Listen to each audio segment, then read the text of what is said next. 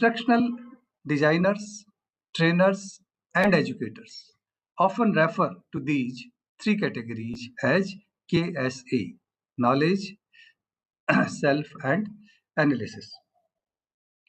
Cognitive domain is the lowest domain. The cognitive domain involves knowledge and the development of intellectual skills. This includes the recall or recognition of specific facts, procedural patterns, and concepts that serve in the development of intellectual abilities and skills. There are six major categories of cognitive processes, starting from the simplest to the most complex. Here in this slide, you can see these are the six levels of cognitive domain, starting from the lower order to the higher order. Knowledge is the first, then comprehension, then application, analysis, synthesis, and evaluation. Now we see in brief level. Definition of the knowledge means factual knowledge of specific terminology. Suppose if you have knowledge of some concept, maybe Einstein's principle or relativity, Einstein principle, some other Newton's law, you can say that's the knowledge of terminology. Wage and means, universal axioms and or abstractions accepted by the field or discipline. Principles and generalizations, theories and structures. So all these things means you know the basic things. You are aware with the fact and the knowledge. Behavioral learning outcome. Ability to recall, appropriate, learn information on command. Cognitive learning outcome, lowest level of learning outcome. Key phrases or assessment. These are very important for a teacher. See, Bloom's taxonomy is very useful when you are going to set a question paper, to a tool to assess the student. So when we try to assess students, we can use these words which are related synonyms, or you can say similar words, not synonyms, similar words, which can be judge the knowledge of the student. So we can say ask, arrange following things in order, define some concept, duplicate, label, list, memorize, name the various elements of IC engine, maybe order, recognize, relate, recall, repeat, reproduce, state, describes, enumerates, identifies, matches, read, record, select, views, and writes. So these are different similar words which can be used if you are asking student about their knowledge of something or some concept. So these are the words which we can use. And this is the lowest level knowledge as per the Bloom's taxonomy. Teaching learning methods for this lecture, memorization, readings, video, web information, and assessment we can do by question answer using limited answers, student recitations, and other type of method. Second level is the comprehension. Means understanding the meaning of information and materials. Means you understand. Understand means your knowledge is little more than knowledge.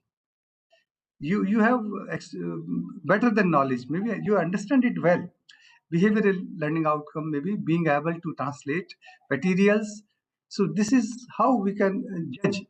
Means able to translate materials from one form to another by explaining, summarizing, and predicting consequences or effects.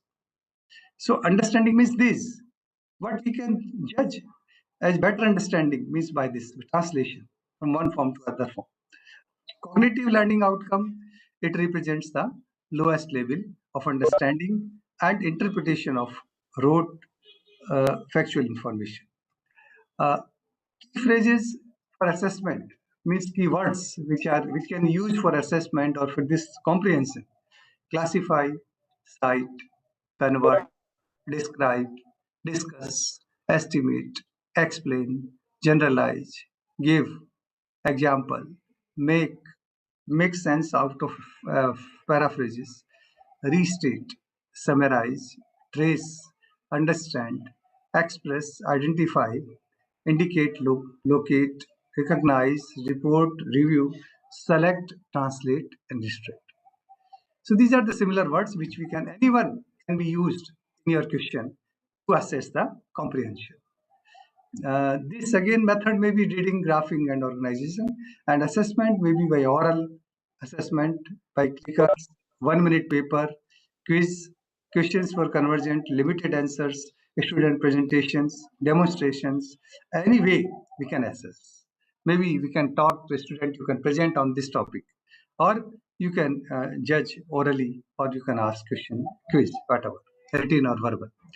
Third level of cognitive domain is application. It means using information and materials to solve new problems or respond to concrete situations that have a single or best answer. So this is the meaning of application. Means we can use it to solve some problem. The concept can be used to apply to solve some typical problem. So what is the attitude or how outcome, how we see apply learned material such as rules, methods, concepts, principles, laws, and theories. And this is also cognitive learning outcome involve a comprehension and understanding of the content and structure of the material. What are the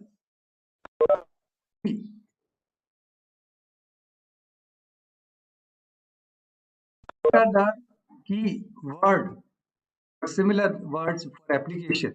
Apply, choose, demonstrate, dramatize, employ, illustrate, interpret, operate, practice, schedule, sketch, solve, use, write, act, administer, articulate, assess, charts, collect, compute, construct, contribute, control, determine, develop, discover, establish, extend, implement, include, inform, instruct, operationalize, participate, predict, prepare, preserve, produce, project, provide, relate, reports, shows, teaches, transfers, uses, utilize.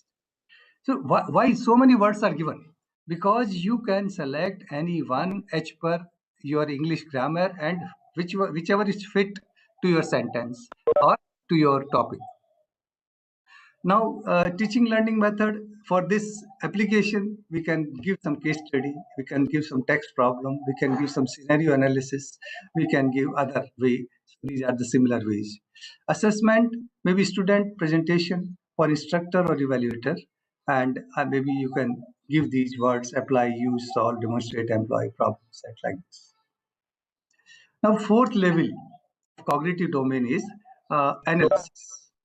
And analysis is possible only when lower three level are not, you can say applied or student experienced lower levels than you can. So decomposing material into their component parts so that they can be examined and understood.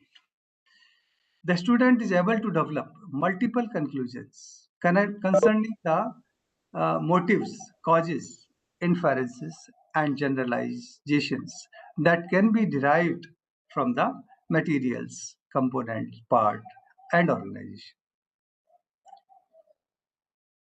And learning outcome involve a comprehension and understanding of the content and structure of the material.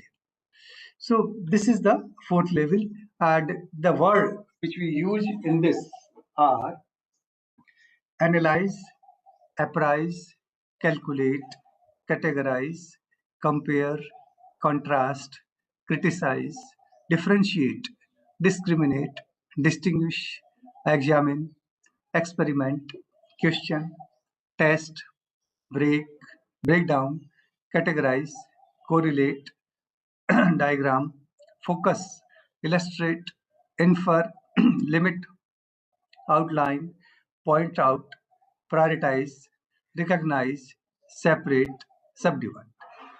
And method, again the similar case study or simulation or some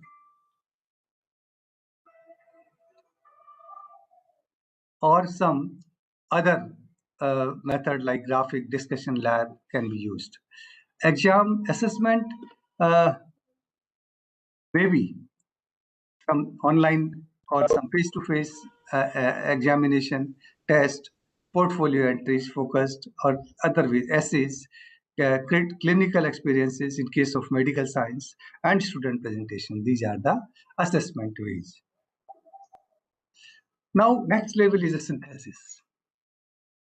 Using new and creative applications of prior knowledge and skills. Here, this is a sufficient knowledge is should have by the student, then he can do this synthesis part or this level. Here, the student's ability to produce a new or original end product. Examples include a unique communication plan of operations, research proposal, or abstract relations, information classification scheme. Learning outcomes emphasize creativity and the creation of unique patterns or structures. So this synthesis means we apply our earlier earned knowledge for some application. And these are the words which we use for synthesis assessment. Arrange, assemble, collect, compose, construct, create, design, develop, formulate, manage, organize, plan, prepare, propose, set up, write, adapt,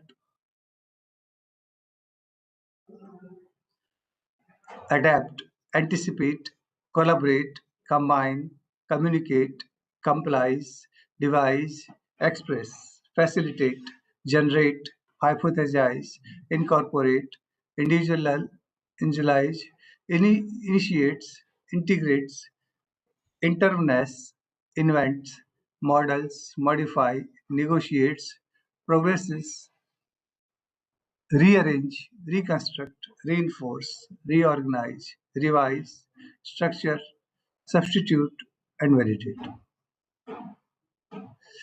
And methods for this is maybe research lab, development, case studies, uh, small group discussion, interview with experts. So these are the a method by which we can judge the synthesis level or how a student is good in this. Assessment maybe different forms. We can create a work or project, small project, mini project,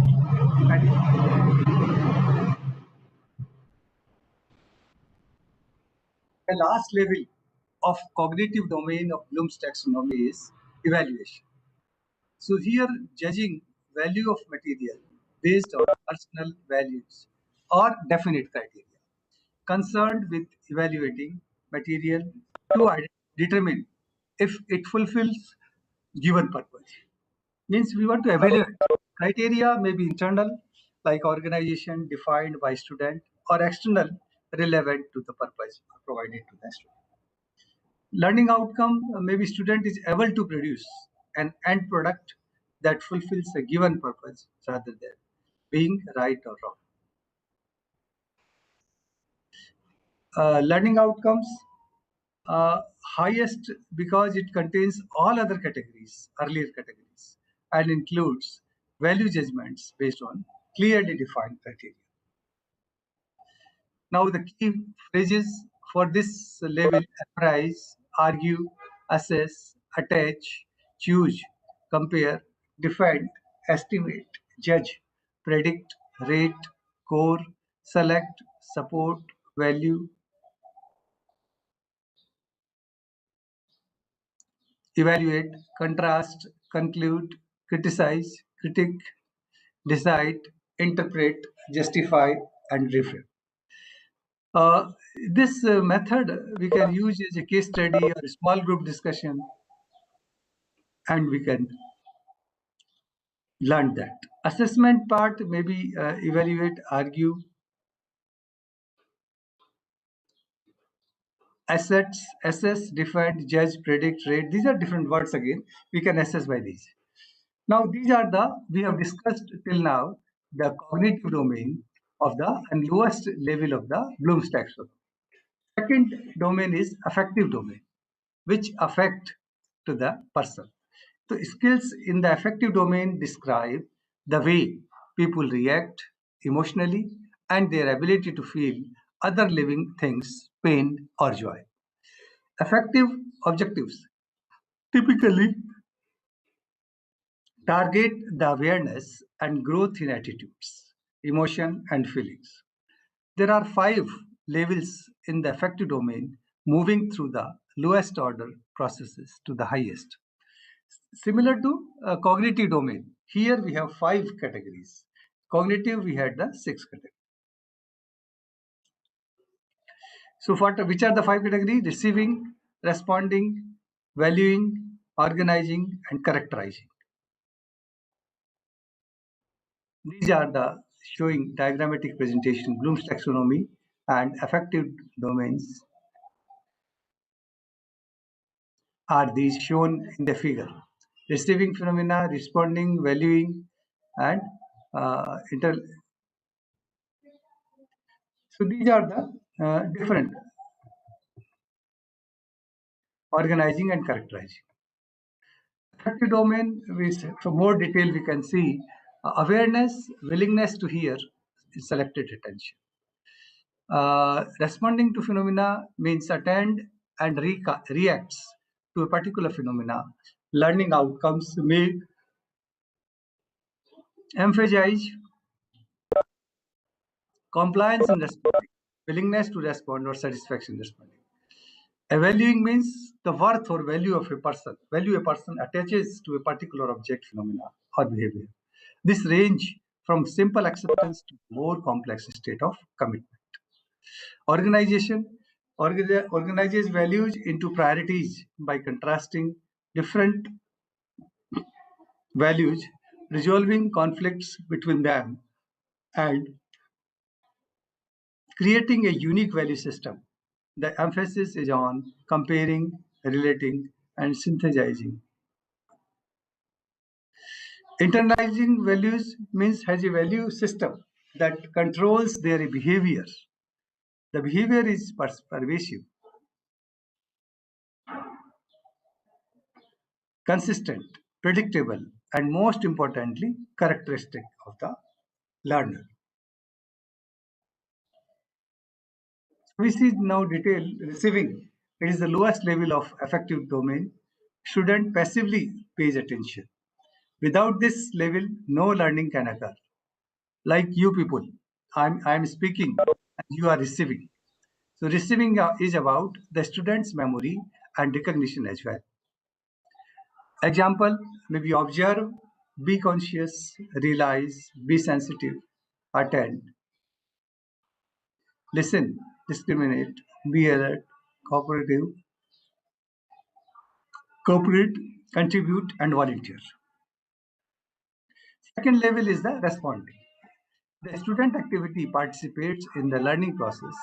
Not only attend to stimulus, the student also react in some way. Means you are attending and asking question also. So that is the responding level. Willing, comply, obey, look, engage, display, practice, respond, prefer, accept, devote, is loyal to, exhibit, consider, participate, extend, or enrich, explore. Third level of affective domain is valuing. The student attaches a value to an object, phenomena, or piece of information. Means कितना useful है हमारे लिए object or product. The student associate a value or some values to the knowledge they acquire. Example, continuing, desire, grow, feel, participate, assume responsibility, enable, irritate, initiate, example. Next level is organize. So organizing, student can put together different values, information, and ideas, and can accommodate them within his or her on schema. The student is comparing, relating, the elaborating on what has been learned.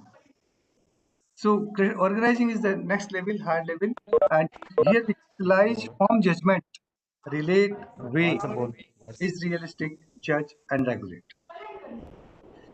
Characterizing is the highest level of this affective domain. The student at this level tries to build abstract knowledge. Examples: ready, revise, change, view, approach, plan, arrive, relay, examine, and judge. These are the second level. Now we come to the third type of the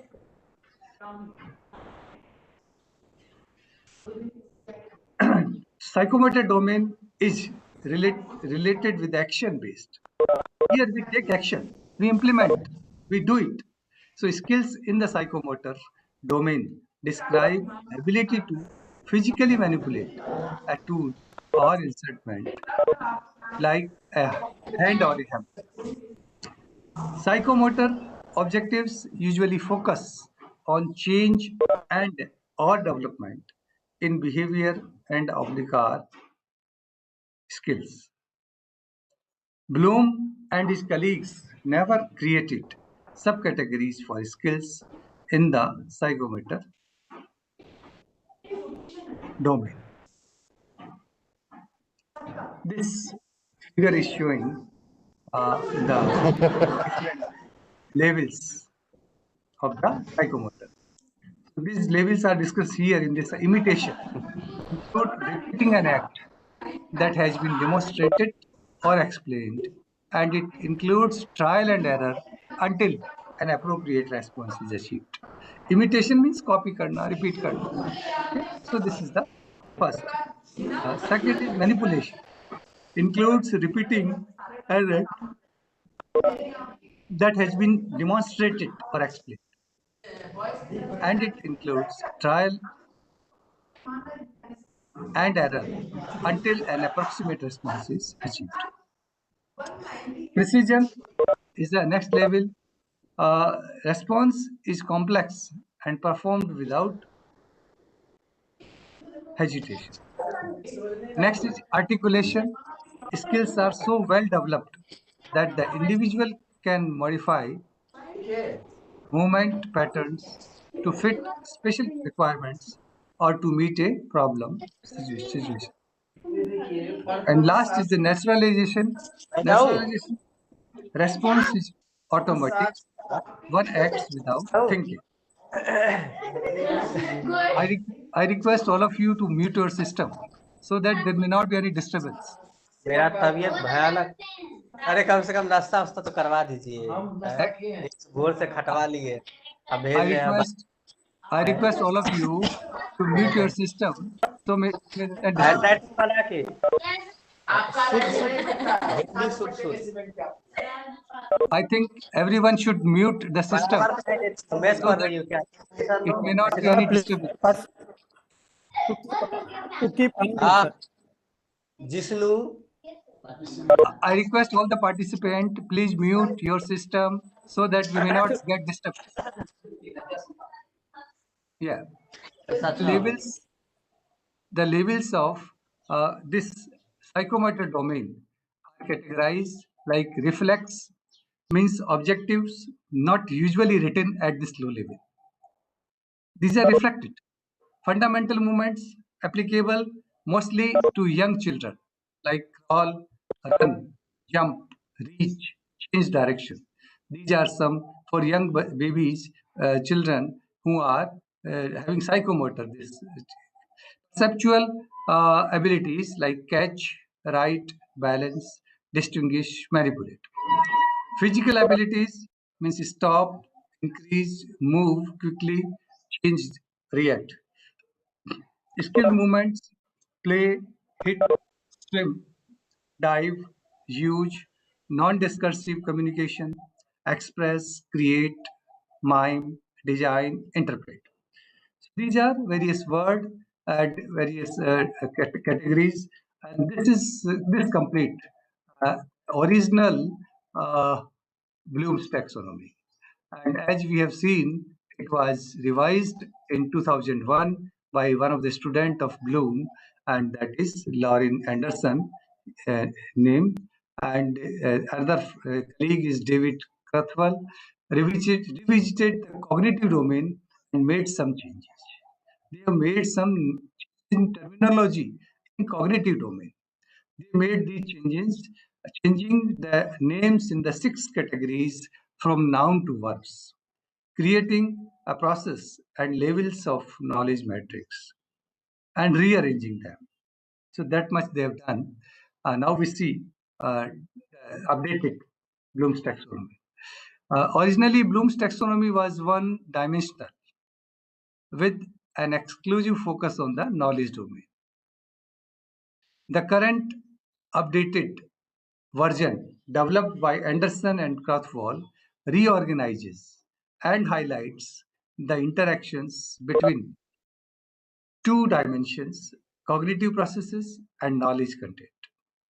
Cognitive processes are presented as verbs, and the knowledge content are presented as nouns. Exchange of the levels of evaluation and synthesis, which renamed to creation. Here you can see what are the changes. These are the original words like knowledge, comprehension, application, analysis, synthesis, evaluation. And the change is knowledge means remembering, understanding, applying, analyzing, evaluating, and creating. So these are the new word and these are the old one. And we have shown the new levels in the hierarchical structure like this. So they redefined knowledge dimension. Factual knowledge, the basic element of a discipline that a student must know and be able to work with to solve problems, including basic terminology and specific details and elements.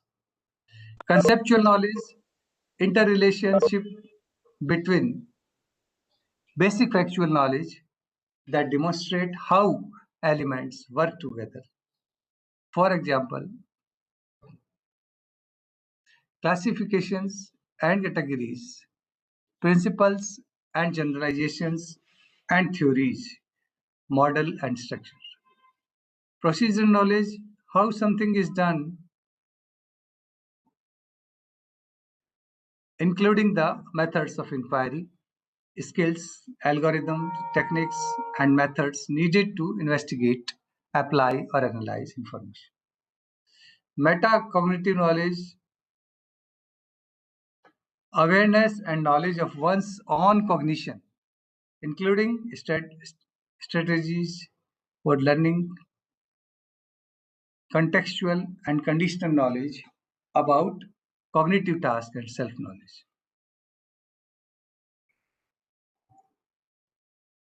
Now, behavioral objectives, they specify the level, criteria, or standards for the knowledge.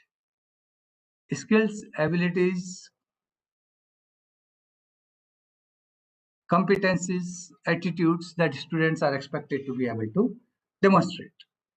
Conditions under which students should be able to demonstrate contain active verbs and measurable. Capable of being measured by more than one assessment tool, instrument, or metric. Now, application of taxonomy. This is more important for you people. As a teacher, we can incorporate questions in the uh, question paper. We can give different questions which will give the knowledge level to the evaluate level. Means we can fix maybe 50% level question are from the knowledge domain and understanding. and let remaining 50% or 40% maybe with that further higher level. So we can say developed applications means developed to provide a framework for organizing a continuum along an underlying structure. Primarily, they provide instructors with a focus for developing their course learning objectives. We can identify CO, course outcome, or different PO and PEO, which we are the important part of the out-based outcome-based education, OBE, can be used to increase one's understanding of the educational process. So teachers can see and understand complex cognitive development of lower level skills into higher order thinking, offers a guiding framework for breaking criteria down into accessible chunks which can be used to direct day-to-day lesson plans. Can be used as a checklist to ensure that all levels of domain have been assessed. See, objective is a good question paper is that which has some question of each level. Maybe you divide ki 30% or 40% is the knowledge understanding level, and maybe a further higher level maybe remaining 80%, and you can have decide. Developing align assessment methods with the appropriate lessons and methodologies. Important to establish intended learning outcomes in teacher or student interaction so that both understand the purpose of the interaction.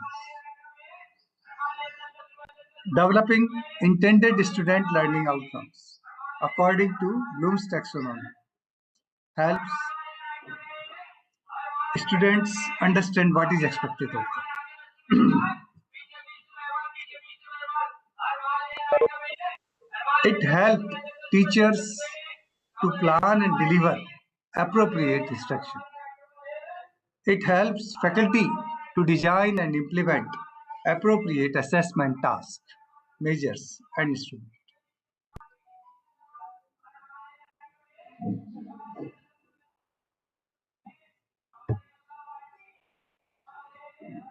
So these are the various applications we can see which faculty can use in day-to-day their teaching and learning. Now, implications. Bloom's taxonomy serves as the backbone of many teaching philosophies, in particular those that lean more towards skills rather than content. Bloom's taxonomy can be used as a teaching tool to help balanced assessment and evaluative questions in class, assignments, and texts to ensure all order all orders of thinking are exercised in students' learning, including aspects of information searching. So, friends, and this is all about the Bloom's taxonomy. Now we are open to questions. Anyone, some suggestion, some question, some query, you are free to ask, because the basic concepts, their application of the original taxonomy and the revised one I have discussed, and I have also told. See, this is important, as Professor Rathi told on the beginning, that this is useful because NBA or graduate outcomes, which you have seen yesterday in my talk, there are 12 graduate outcomes decided by the Washington Accord or NBA.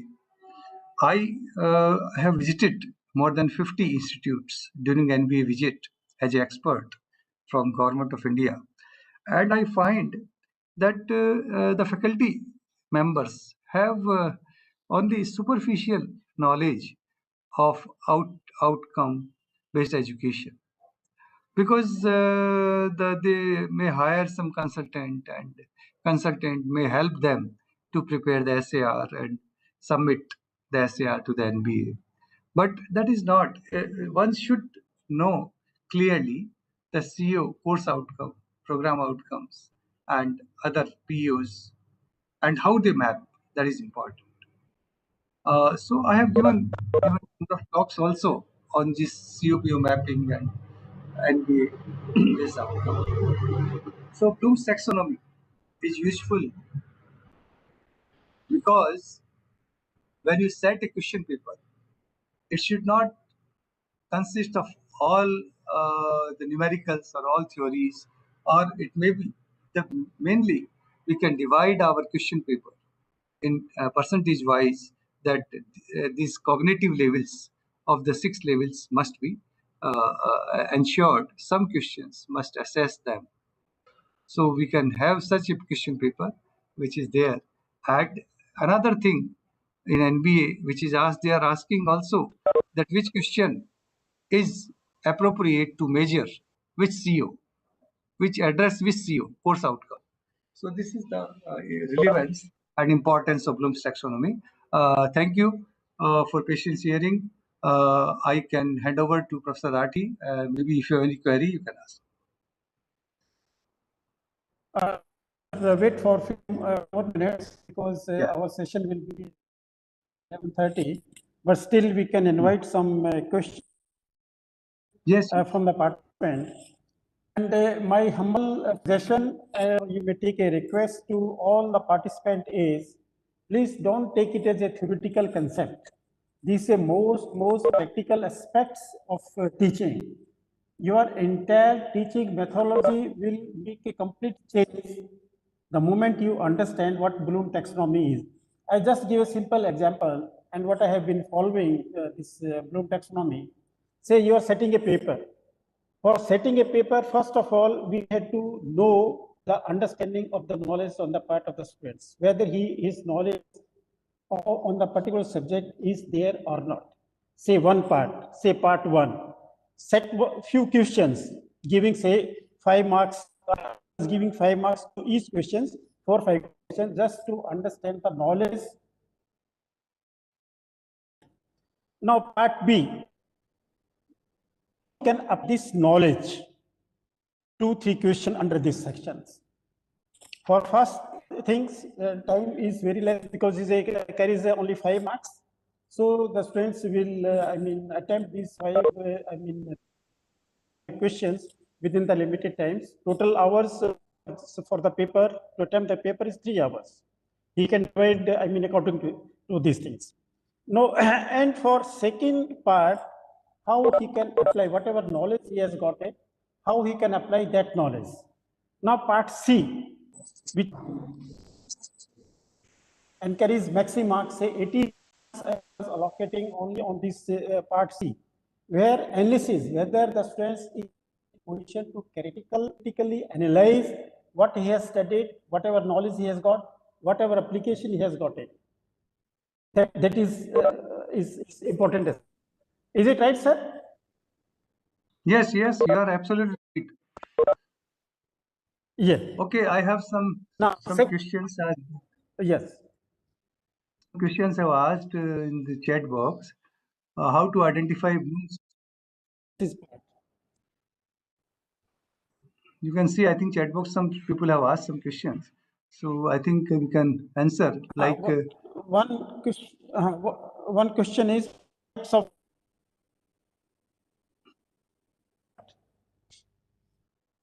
yes, synthesis is very important.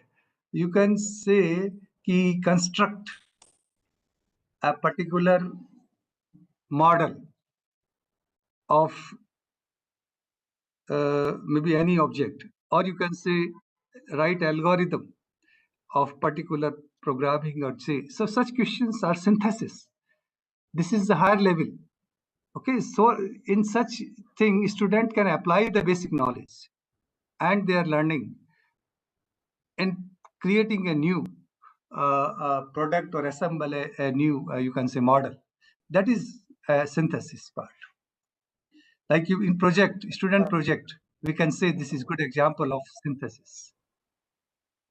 BTech project, yeah. synthesis, if if I'm not wrong, means to invent something. Say students can invent whether whether a four-wheeler or a car can runs on battery. That is the synthesis Correct. part of it. To come out Yes. something new.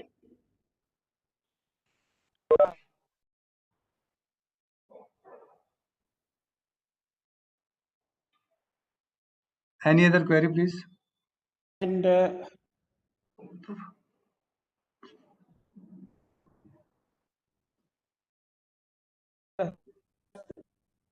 to further add what sir has, I see, taken up this subject. Please remember, this is a concept which is internationally followed, not only in India. Don't have these things. This concept is internationally followed and very meticulously is followed, because it gives you the base. According to that, you can mold your teaching methodology. This is the foundations to change your methodology. Say, you have got a particular subject. Now you are going to the class with a particular subject. Under that subject, you take one topic. While you, first of all, your main purpose is the student should understand it. The student should learn it. How they will learn it? First of all, you have to make what are the purpose, what is the objective of this, what you are going to get, you are going to learn out of this topic. The moment that concept is clear to the students, their concentrations in the class will be very good, very high. Or say, if a particular subject, you are going to get what you are going to learn out of this subject, and then you can get the response from the students. That subjects you take either through some case study, or you can take this subject through some projects, or you can some assignment for evaluations, whether your subject has been followed by the students or not. Changing your teaching methodology, you can develop the interest on a particular subject of the students. This is the Bloom taxonomy tells. Your entire teaching methodology will change the moment this concept of Bloom taxonomy is clear to you. And therefore, you can set your, you give to the students, you can give back to the students based on these things. Whatever the questions are there, say for under synthesis, under evaluations, under knowledge, understanding, these are not the questions. These are the certain words synonymous to each other's. Whether they can understand it, they can analyze it, they can evaluate it, they can analyze it. These are the various words which have been used. Sir, the one bet device already, and we also know the response. Then how I can say battery is a synthesis part? Hello. Can you see this one question which has come in the chat box? I think you can speak out. I can't see. Oh. You can speak out, sir, because I can't see. Please tell Yes, me. question is there in the chat box. Battery act as a device already, and we also know it is response. How I can say battery is synthesis part? If you allow me to speak, Please. from questions, it becomes clear that the participant has not understood what taxonomy, Bloom taxonomy is. Yes. Taxonomy as such is not giving any question. It is not generating questions. It is simply laying down certain concept, how you can mold your methodologies, and Right. how to judge the performance on the part of the students. How you can judge the performance on the part of the students, whether they have understood your subject, whether they have got sufficient knowledge, whether that knowledge can be applied, whether that knowledge can be critically analyzed, where based on that knowledge, whether they can invent something, whether they can come out with some new models, whether they can come out with new projects. That is what taxonomy calls about it. Am I right? Yes, yes, you are absolutely right, sir. And teachers may apply yesterday's talk linked with this today's talk, because different methods we saw yesterday how to teach, that can be useful for with Bloom's taxonomy. And Professor Rathi has told correctly, this is the way how you can improve your teaching and you can become a world class and good instructor and good teacher. It is really very sincerely and meticulously followed in abroad and different countries. Here we are maybe not aware or fully or not using it, Not, but this is very, yeah. very important. And question paper should have some questions related to each level. And that is also, as I told, emphasized in NBA, CO and PO and graduate outcomes. That is 12 outcomes. These are also showing the different levels of the Bloom's taxonomy. Right, sir? If I share my experience, sir, whenever I was my question paper, I mean, Yeah. the moderator was coming to me, Rathi, you had not taken the in context Yeah. few of the questions. Correct. Say, So you were there somewhere outside you from right, here. sir. Yeah, you were. Yes, I was there in some other university, sir. Right, Before right, that, right. I was in the corporate. Correct. Say, this entire our discussion, deliberations, like covering another remaining 4 days, is that our teaching should be centric. Yeah. Student centric, students based on the requirement of the students, all then teaching will be successful, fruitful. Now, request to the participant is, first of all, we must understand what is student-centric teaching. Concept is clear, our entire teaching method change. The way we are teaching, it will altogether different shape.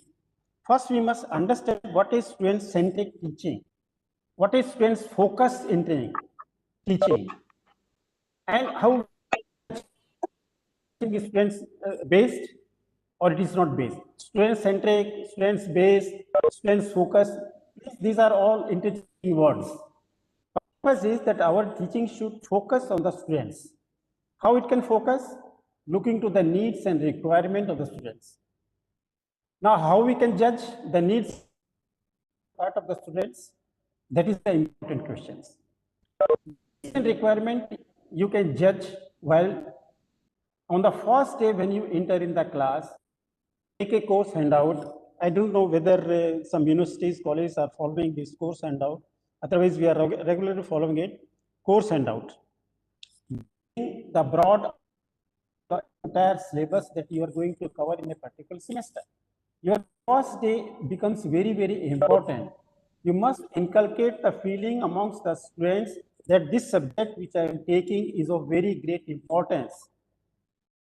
And in you can understand the need and requirement on the part of the students.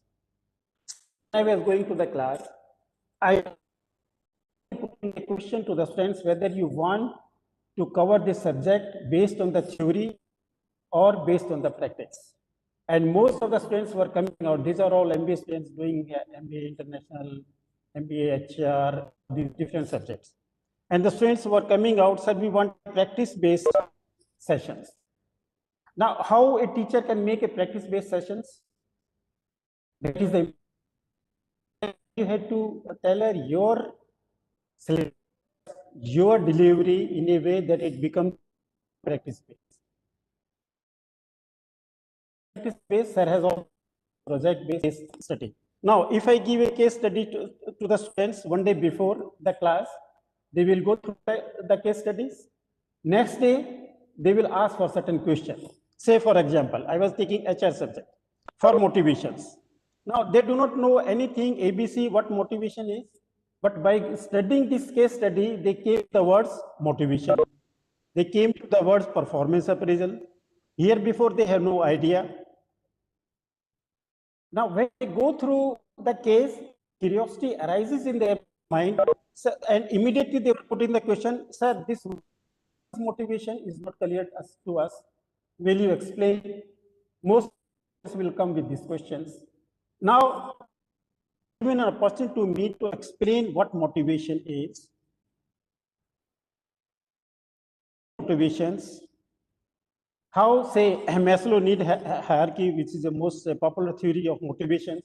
Sir, how this theory can be applied in practice? All these questions will come into the.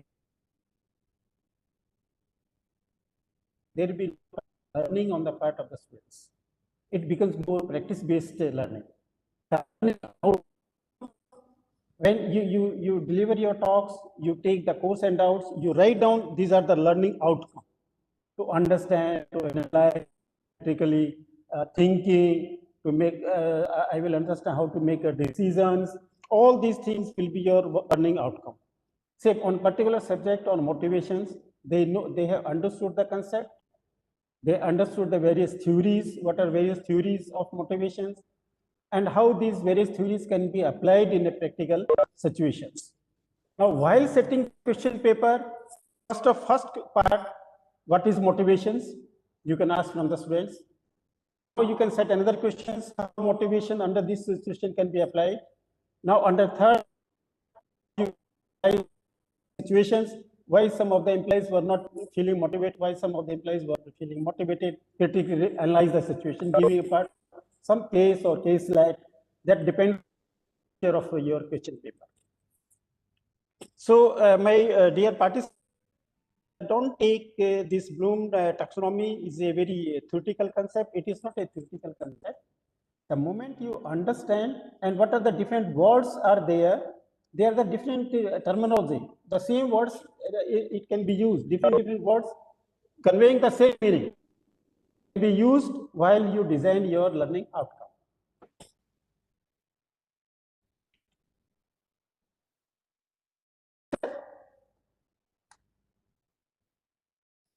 Hello?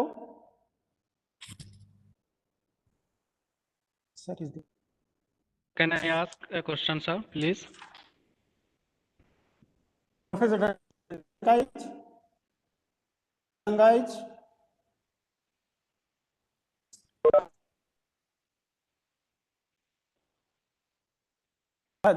Just a minute, my faculty member.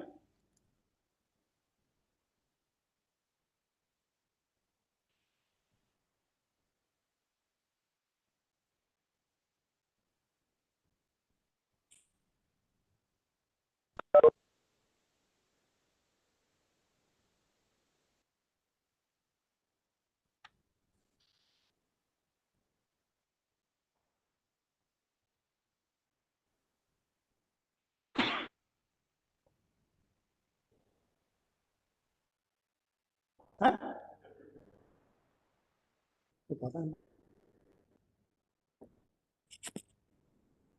Yes. नहीं announce करे फिर आएगा नहीं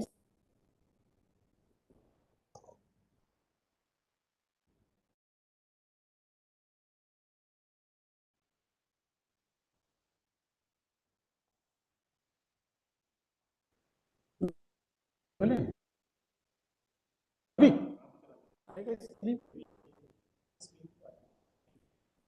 ये तो अभी क्या बोले token of appreciation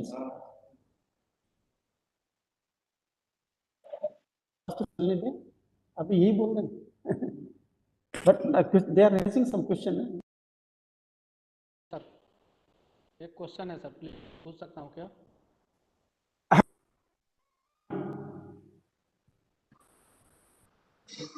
because Professor Dangais has gone because of some so you are welcome. I will take in the meantime I will take your question. Sir, please. said that Huh? battery considered as a part of synthesis. But my question is, battery act as a device already, and Yes. we also know its response. Then how I can say battery is synthesis part? Because as we know that in synthesis part we have to find out model.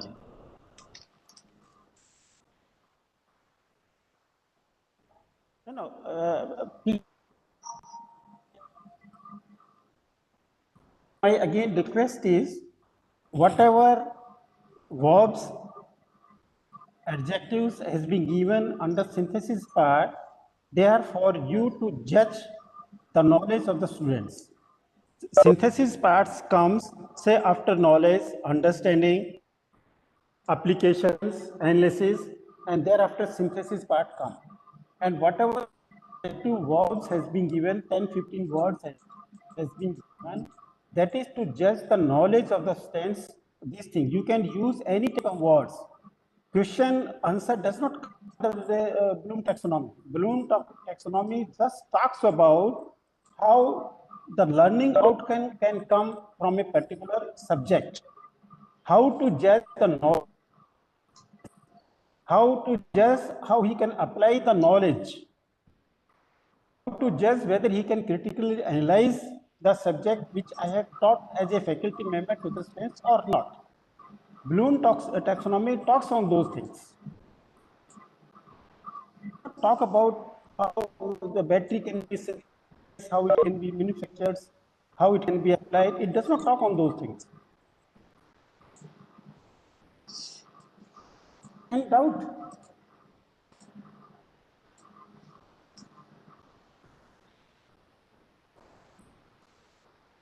Any more questions?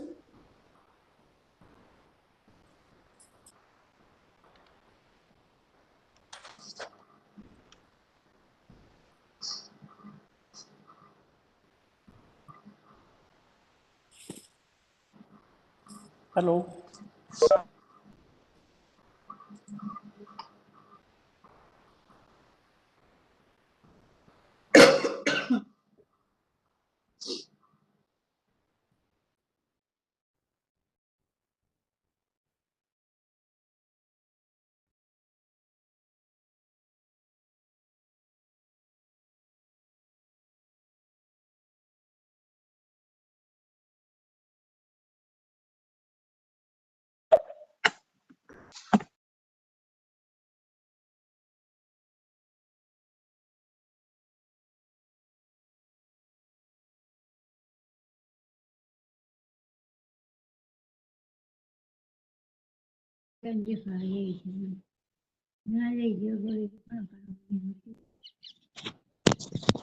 Hello.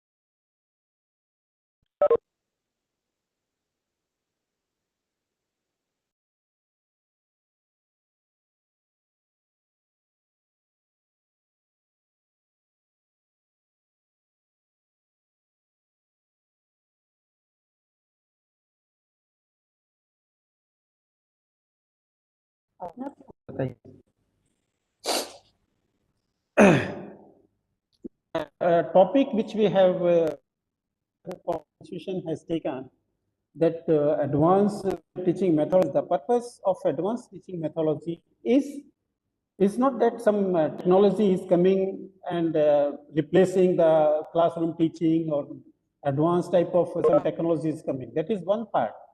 Another part is involvement of the students in the teaching process. How best we can involve our students in the teaching process.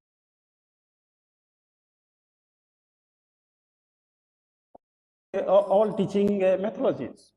So you as a teacher, you as a faculty, how I can design my teaching methodology so that it meets the requirement of the students. I have seen some of the faculty where yesterday also I just cited one brief these illustrations. I was some of the students were moving in front of me. They were just behind to them, and one of the students just they were I mean to each others. One of the students उसकी class में attend करने का क्या फायदा है, उसको तो PPT है, वही पीपीटी चलती आ रही है 2 साल से. I will give those PPT to you and don't attend the class.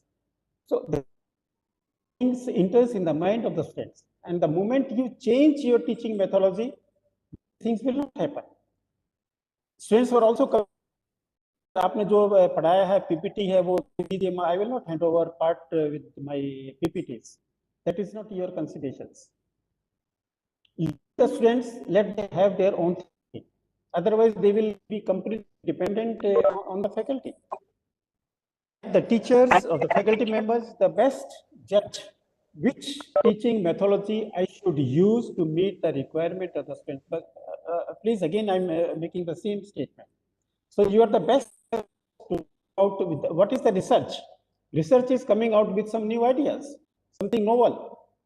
Research does not mean that you take a PhD degree, you go for thesis and all those things. That is another part. That is adding your qualification. Research means while taking the class, you can find out, you yourself can find out what teaching methodologies, what teaching practice I should adopt so that my teaching becomes more fruitful, more useful on the part of the students. And for that basis, even if you are taking any subject or theoretical, you have to make it more practice-based. Understands how many wheels are there in a four-wheeler? How many are there in a four-wheeler? With the four. Why four wheels are there? Why not three? Why not two? That opens their mind. That opens their mind. And therefore, you must go, whatever subjects, try to go in deep of that subject, try to raise some from that subject so that their mind opens. Some thinking starts on the part of the students. So they also come out with some ideas. अरे गाड़ी में 4 पहिए क्यों होती है, 2 पहिए से क्यों नहीं चलती, अरे 3 पहिए से क्यों नहीं चल रही है. This type of creativity not attend your, even if they are sitting in the class, their mind is somewhere else. That is not a way of teaching.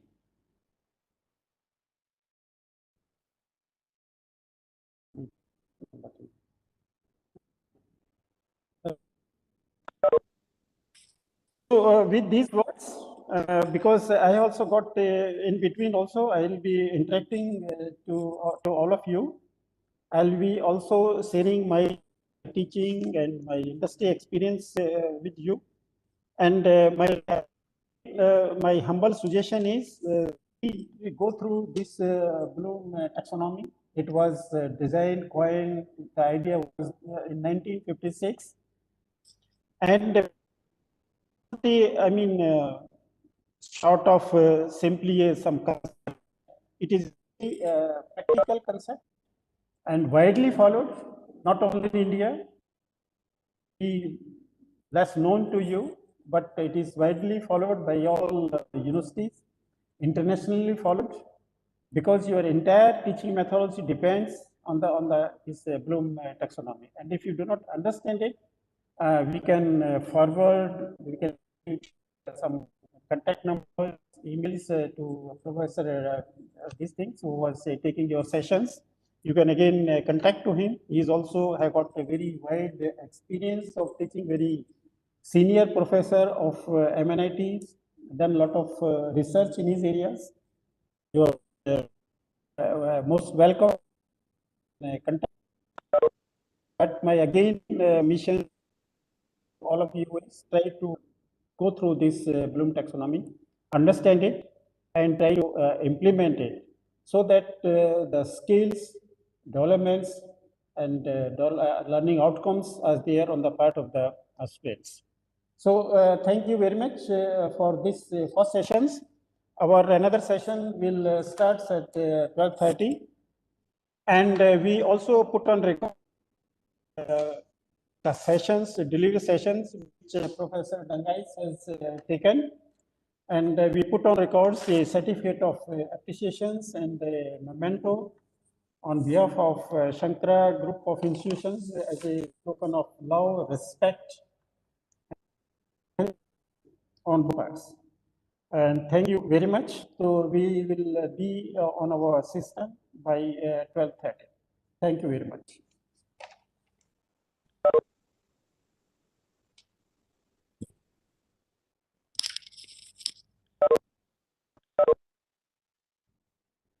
मैं सुबह भी बोला था, I was apprehending with you slightly less, क्योंकि कल भी थोड़ा सा जल्दी में छोड़ दिया था, लेकिन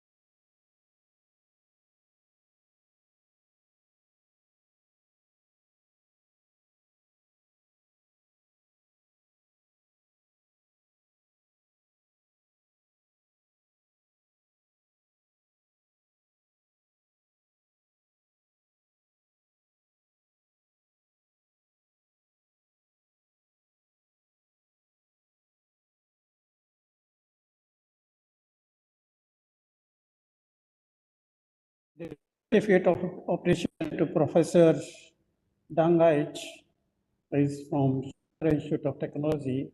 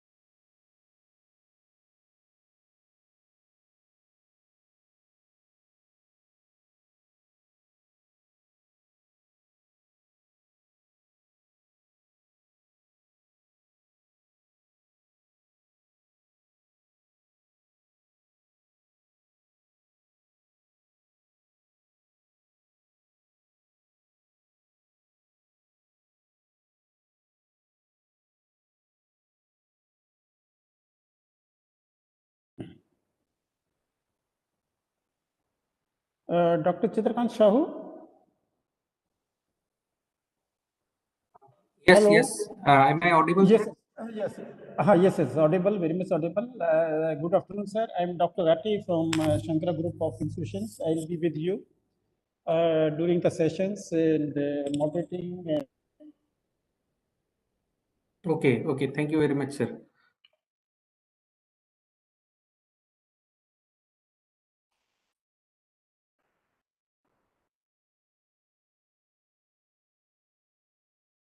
As per your convenience or as you feel comfortable, in between also you can take some queries of the participants, or as you wish, last 5-10 minutes you can leave for question answer session. And our participants are faculty members, the students, research scholars, people from industry also. Okay. And we'll be just after 2-3 minutes we'll be starting, and you can start taking the session. Sure, sure, sure. In the previous sessions, Professor Dangais was there from MNIT, your senior colleague. Yes, yes, yes. I am aware of that. Yes, In he mechanical spoke on. department. He's in mechanical department. Yes, he spoke on Bloom taxonomy. Bloom section. Okay. So he clarified what Bloom taxonomy is, since when is there, and what are the importance of this Bloom taxonomy. He elaborated his idea concept, which is of great importance to all of us as a faculty member. Sure, And sure. yes, Bloom's technology is yes, is yeah, a it's very foundation of, useful. Yeah. is very useful. The foundations for our teaching professions. All our learning outcome are based on these things. Yes, yes, yes. Definitely. Yeah. And yesterday he took a sessions on students centered teaching. Okay. Two sessions were there yesterday. One was student centered teaching. This professor, this was he took it, and another was pandemic and education by Madam Sipra Singh. She is a director in one of the consulting company, Sketcher. So our this program is workshop is on advanced this teaching methodologies. It is a 5 days durations. Today is the second day of the workshop. Okay, sir. Today is second. Yes. Today the second day, and Three more days are to come. 3 more days will be there. Okay. So we have taken this help sports from the academics as well as from people we have called from some industry also. Okay. So these Say, faculty members is from your institute or sir from other no, institutes also? from other institutes, from other institutes. Okay. No, Okay. no internal, as per the practice of RTU, Rajasthan Technical University, no internal faculty can be there. They are Okay. Okay. from outside. Say MNIT is one of the good, I mean, these things, well-established university, and we have also taken people from outside academics, from the corporate, so that the participant get a blend of experience of academics and how things takes place in the industry, how it can be related, like that. Okay, sir. Okay. Yeah. So welcome you, sir. So Thank you very much. yes, before you take the session, it is my opportunity. I take the opportunity to make a brief profile of you before the participants. Dr. Chitrakant Shahu is a professor in the Department of Electronics and Communications, MNIT Jaipur. He received a PhD degree from the Department of Electronics and Communication Engineering, IITDM Jabalpur in 2015. Dr. Shah's research interest includes low power semiconductor devices and circuits and digital designs. Dr. Shahu has 18 plus international journal publications, 20 conference publications, and 2 books chapters in IIT publication in the UK. His current research worth rupees 35 lakhs funded by the Government of India, Department of Science and Technology, as we call DST, and Ministry of Electronics. Dr. Shahu is an IEEE member and reviewer of different journals. So, lot of, credits to you, sir, looking to your age. So, over to you, sir. Over to you. Okay, thank you very much, sir. Sir, as per your convenience, as you feel comfortable, so you can invite after, covering some part of the topics, you can invite queries from the participant, or you can speak, the participant can put the queries in the chat box, or you can leave 5-10 last minutes of your session, which is of 90 minutes durations, open to participants for raising their queries, as is convenient to you, sir. Over to you, sir. Over to you. You Okay, can okay. take the session. Thank you very much, Dr. Rathi, for introducing me. I would like to thank Sankara Group of Institution for inviting me on this lecture for outcome-based education, okay, on the advanced pedagogy 5-day program that you are running. Okay. So I'll be sharing my presentation. Okay. So Yes, sir. Yes, sir. yeah. Thanks a lot, sir. Carry on. Yeah. Sir, is this slide visible? Yes, sir. Slide is very much visible. Okay. Outcome-based educations. Yeah. Yeah. Yes, sir. So, Yes, good afternoon to all the participants again. I am Dr. Chitrakan Sahu, Assistant Professor in Department of Electronics and Communication Engineering, MNIT Jaipur. So, I'll be taking the lectures on the outcome-based education.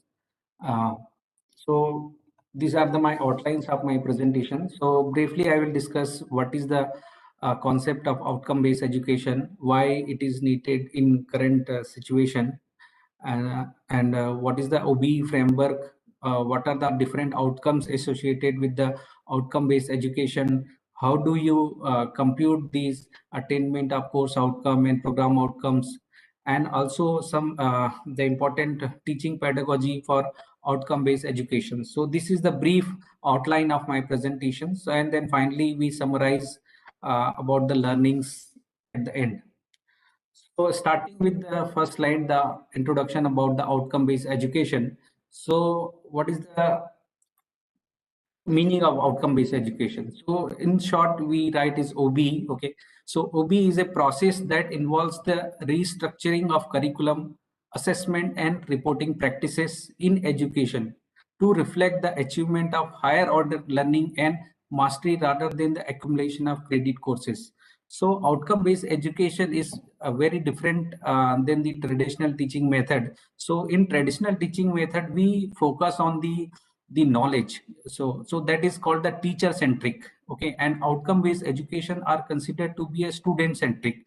So starting with the clear picture of what is the important for a student should be able to do. That is the meaning of outcome-based education. So if we have institution and that institution runs the courses based on the outcome-based education, or they basically follow this practice, so they have the certain goals like that their graduate should be able to demonstrate the mastery in that particular specialization. They should be placed in particular industries, like certain brand of industries. Okay, they should be good in communicator. These are all the important skills of an engineer. Okay, so outcome based education is a philosophy that caters all those things. So the first important point is that what the student should be able to do after graduating from the institute. That is the philosophy of outcome based education. And then accordingly, that we need to decide what is the curriculum to taught to the student, what are the delivery method or teaching learning practices should be involved to teach the students, and then also we need to take care about the assessment, what kind of assessment we should take, so that student will be judged properly based on the three key attributes. So outcome based education has three main attributes, that is called the knowledge, skills and behavior. So if I go why this OB is important, because stakeholders, you know, might aware that what are the stakeholders. So stakeholder of any institute may be the faculty members, the parents, students, the alumni, industry persons, as well as the society, in some cases government institution, maybe government also. These are the stakeholders of any institutions. So what they are expecting? So they are expecting that infrastructure should be good, their building and facility should be good, enough for the teaching learning process. Their faculty should adopt good teaching learning practices. This institution must have the good industry interaction with especially branded industries. Like if we talk about electronics and communication, they should have some industry interaction. Most of the students are going for internship to the some industries like Intel, Qualcomm, and many more companies. Okay, similarly applicable for the all engineering disciplines. And the most important is employability, so that employability of the student is taken care properly or not. Okay, so after getting the graduation from the institution, students are employable or not employable. Okay, that is always a question mark. And in India we have a survey that says that around 30 to 40% engineers that are producing, they are employable. Okay, so for to take care of that, those kind of things, that is the requirement has become the outcome based education. Means outcome in terms of students, that what student should have certain knowledge, they should have skills, and they should have certain behaviors. So skills, so that they can work on the different companies, and behavior, that they should be loyal to the company, they should have good communication skills, they should have good management practices. Okay, all those things are necessary.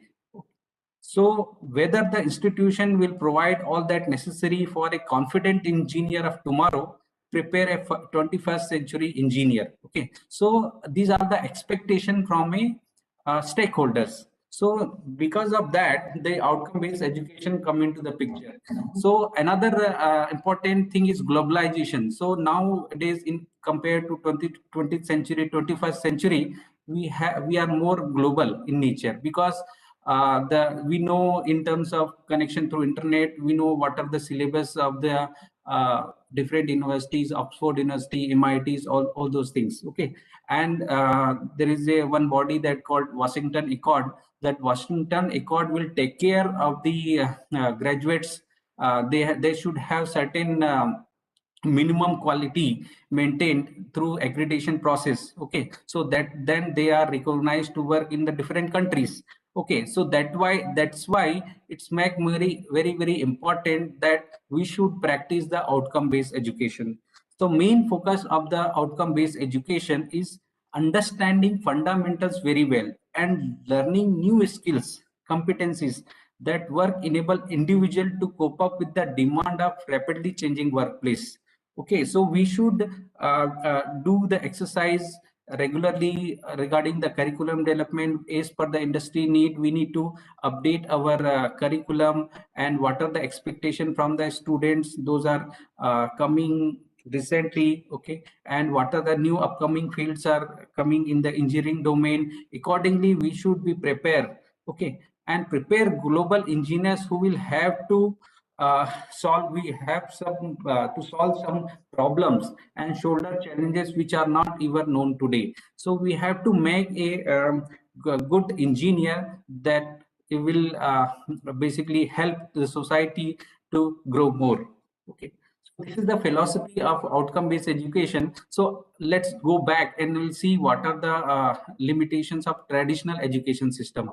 So in the traditional education system, basically the learning was towards exam oriented. So they are only focusing on the knowledge part. Okay, they are not focusing on the skill and behavior. Okay, so it is observed that in traditional education system, most of the students are aware about the CGPA. Okay, so what CGPA they will get after the graduation. Accordingly, they will apply for job and all. Okay, but these companies nowadays has changed the scenario. They are looking for more competencies, not only about the knowledge. Okay, so graduates are not completely prepared for the workforce. Okay, so that is the traditional disadvantage of the education system.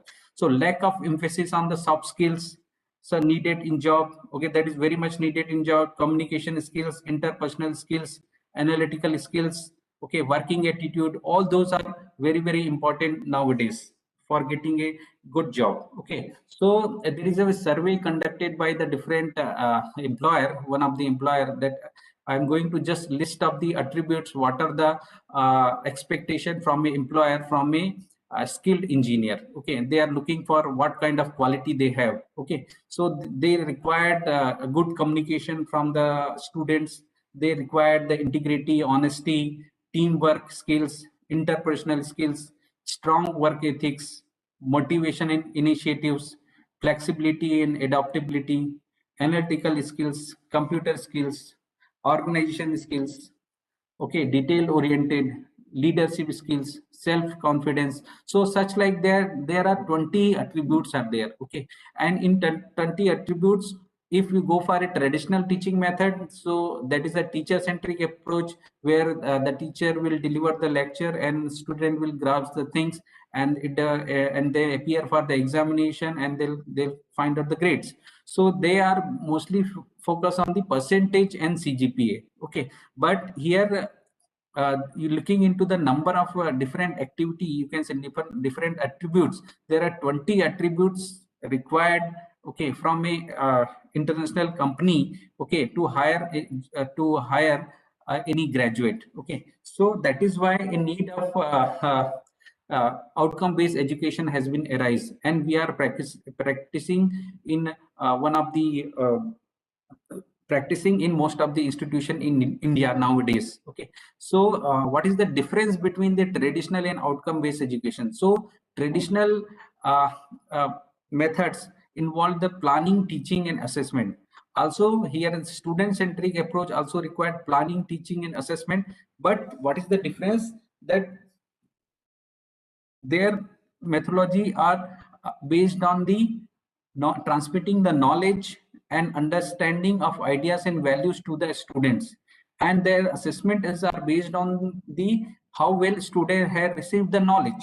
Okay, but in outcome based education system we are discussing about the ILOs. Okay, so ILOs learning outcomes. Okay, so intended learning outcomes. So we need to assess the learning outcomes of student, whether they have understood the outcomes of that curriculum or outcome of the program, or whether they have matching with the vision mission, of how much they contributed, how basically learning outcomes are achieved or not achieved. Okay, so that philosophy has been a different philosophy compared to the traditional teaching method. Okay, and so if you go into the detail, so traditional education system focus on input. So basically, so though focus on inputs, for the what are the inputs of any educational system? So that the teaching steps, curriculum, labs, and other resources. Okay, and assessment mainly through examination, test, assignments. Okay, and some quality control from the teaching evaluation process. Okay, so the teaching learning process is always involved, and then the result is the students at the graduation. Okay, but if you see about the OBE system, okay, in OBE system they have two more outcomes. Okay, so input and process are remain same, but in the outcome side you can see there are two things: short term goals and long term goals. Okay, so OBE shift from measuring the input and process to include measuring the output or outcome. So the short term goals are called the program and subject outcome. Okay, and that is involved in the teaching learning process, and the long term process are called the program educational outcome. Okay, and that program educational outcome means the graduate has to fulfill the stakeholder satisfaction, as we discussed in the first slide. What is the expectation from the stakeholders? So that need to be also be measured. Okay, so in case of a OBE system. So in OBE system, there will have checks on the content delivery, also what contents you are going to deliver to the students, okay, and how they respond, okay, and they will take two different methods of assessment: direct assessment, indirect assessments, okay, and then there will be some feedback from the industry, alumni, and other stakeholders, how these programs of a departments are doing well or not, and whether continuous improvement has been observed over the period of time or not. So these are the inherent properties of the EOB system. Okay, so OBE system, if you summarize, you can see there are 3-4 things. One is called the stakeholders. With the involvement of the stakeholder, institutes makes the vision and mission. Okay, and vision and missions can be correlated with the program educational objectives. As I told, program educational objectives are nothing but this is a long-term goal. So where after starting a program after 20-25 years, what will be the outcomes of that program in an institution? Okay, and similarly program outcomes for each year. What is the outcome of a program? Okay, if you are talking about UG engineering program or mechanical engineering, so what is the outcome of a UG engineering program? Okay, and then we further will go to the each course or subject level, that is called the course outcomes. Okay, and there are continuous quality index we need to continuous assessment is required, analysis is required. Okay, so all those things means quality check at every stages: course outcome, assessment and analysis, okay, program outcome, assessment and analysis by direct method, indirect method, again program educational objective after few years, okay, the check from the feedback from the alumni and parents and employer. So these are the complete overflow of the but whether we have get secure continuous quality improvement or not, okay, in each of the scenario, that is the basic building block of a outcome based education system. So outcome-based education system has, if we go from a top to bottom approach, we have a education that shows that what students should be able to do. Okay, then we decide the curriculum. Okay, how to make the student achieve the outcome. So by curriculum, we make the system to achieve the outcome, and then we have the teaching and learning process, that whether what we decided has been measurable or not. Okay, we can measure with certain method. Okay, for that measurement we required some assessment techniques. Okay, and from the assessment we should able to quantify the things, whether we are progressing in the correct fashion or not. So this is the key attributes of the outcome-based education. We have the first one, that is called the design phase, and second is called implementation. So design phase starts from the vision and mission of the institute. Okay, so what is the vision of the institute and what are the mission of the institute? Vision is a philosophical term, means how after 20-25 years, 30 years long term plan, what is where we want to see yourself, that is called the vision, right? And mission means how we are going to achieve, what are the steps we are going to take. Okay, and that decides as a institute level as well as for the program level, department level. Okay, and then we need to talk about the program educational objective, and then program outcomes, and then course outcomes. So these are the designing process. But implementation, if we talk about the implementation part, so how to implement this outcome based education philosophy? So that implementation parts is going from the bottom to top. Okay, how it is implemented at the subject level, then the program level, then for long time, and then after that whether through that whether correct step has been taken, whether the mission plan is proper or not, and whether we are reaching towards the complete vision or not. So that is called the implementation, and implementation will be always from the bottom to top. Okay, so let's just brief about the what is the vision and mission. So vision is a futuristic statement that the institution department would like to achieve over a long period of time. Okay, and what is the difference between vision and mission? Mission is the means to achieve. Okay, with some example, let's say our vision is to create the high quality professionals, high quality engineering professionals. Okay, so this is our futuristic statement. Okay, and mission can be that offering how we are going to achieve the offering a well balanced program of instructions. So we have to offer a BTech in mechanical engineering to achieve the high quality engineering professionals, and then providing a practical experience as well as providing opportunity for the overall personality development. So this can be a mission of the department. And then comes to the another part that I said, that is it is called the long-term goal. Okay, program educational objective. So program educational objective of a long-term goal of a department or program. Okay, so program educational objective is a broad statement that describes the career and professional achievements that program is preparing the graduate to achieve. So how to define the program educational objective? So program educational objective guidelines are there. The PO should be consistent with the mission of the institute. Okay, and this PO should not be made arbitrarily, and they should have a correlation with the mission of the institute. And mission, we know that it is going towards the vision. Okay, the number of PO should be manageable and achievable by the program. We should not make a X number of POs. That should be manageable and achievable. Okay, and the PO should be specific to the program and not too broad. And it should be a particular, suppose it is related to the UG, there will be a separate PO. If it is a PG program, there will be a separate PO. If it is a department, then there will be a separate PO for that. So PO should be based on the need of constituencies. What is the need that our long-term goal after learning 4 years of graduation from the department, after let's say 10-20 years, what should we expect from our alumni? That is called the program educational objectives.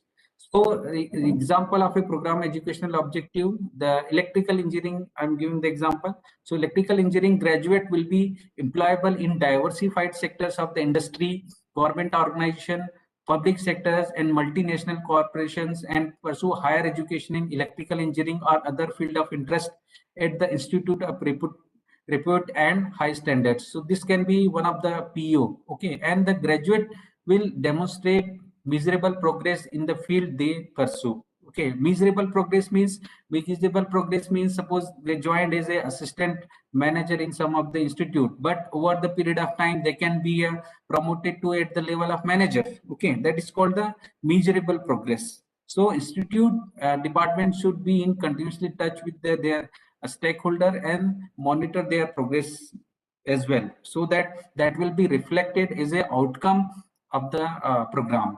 And then third one is the graduate will able to communicate effectively, adopt lifelong learning, act with integrity, and have interpersonal skills needed to change in lead and nurture in diverse in team with commitment to their ethical and social responsibilities. So these are the various factors involved in the program educational objectives. I'm not going into the details of that. I'll just quickly going all those OBE framework. Okay, so next point is called the graduate attributes, or you can say it is provided by the generally if you're going for a accreditation process. So outcome-based education become very essential for that. And with the involvement of Washington Accords, as I told, Washington Accord has graduate attributes that is called as a program outcome by NBA in India, and both graduate attributes and program outcomes are equal. And these are the nothing but the knowledge. These 12 program outcomes are nothing but knowledge, skills, and behaviors should be inculcated in it after reading the 4-year subject course in the department. It is expected from that student. So the student is expected should have first is engineering knowledge. Okay, they should have good fundamentals in engineering and their specialized program.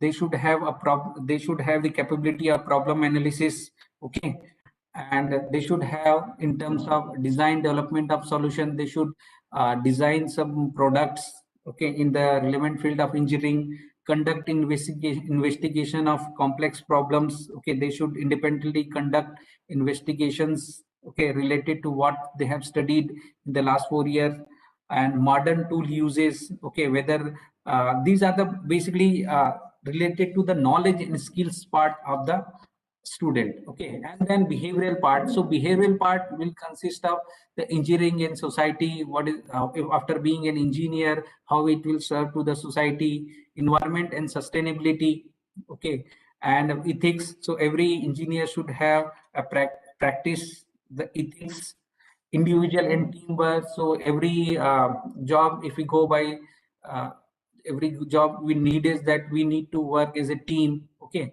So they should have a team working skills, communication verbal as well as the written communication skills by writing, like writing projects and all, okay, manage group project management and finance, lifelong learning. So these are the behavioral aspects of a program outcome, okay. So apart from that, there is a another thing that is called a program specific outcome.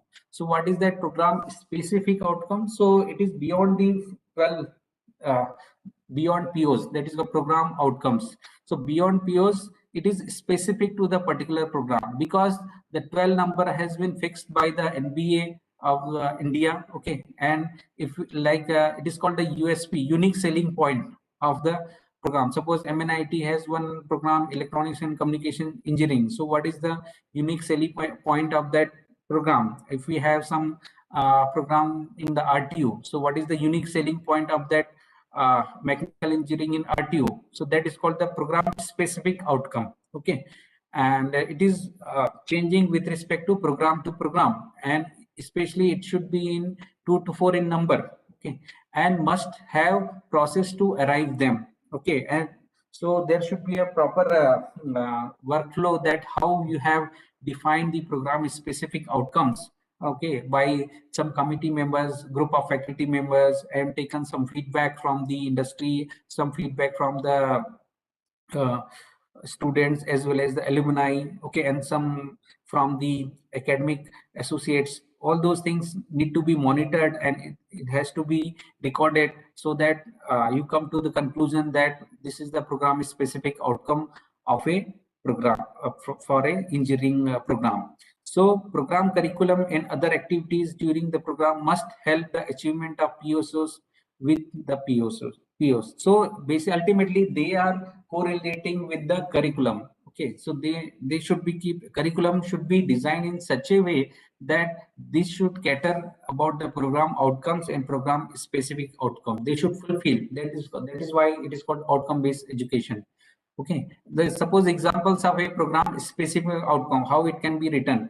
So specify, design, prototype, and test modern electronic system that perform analog and digital processing functions. So this can be one of the program specific outcome, because as an electronic engineer student go through the analog and digital processing units, okay, and they learn different subjects related to the analog and digital operation, and they should able to make and design a prototype related to that particular subject.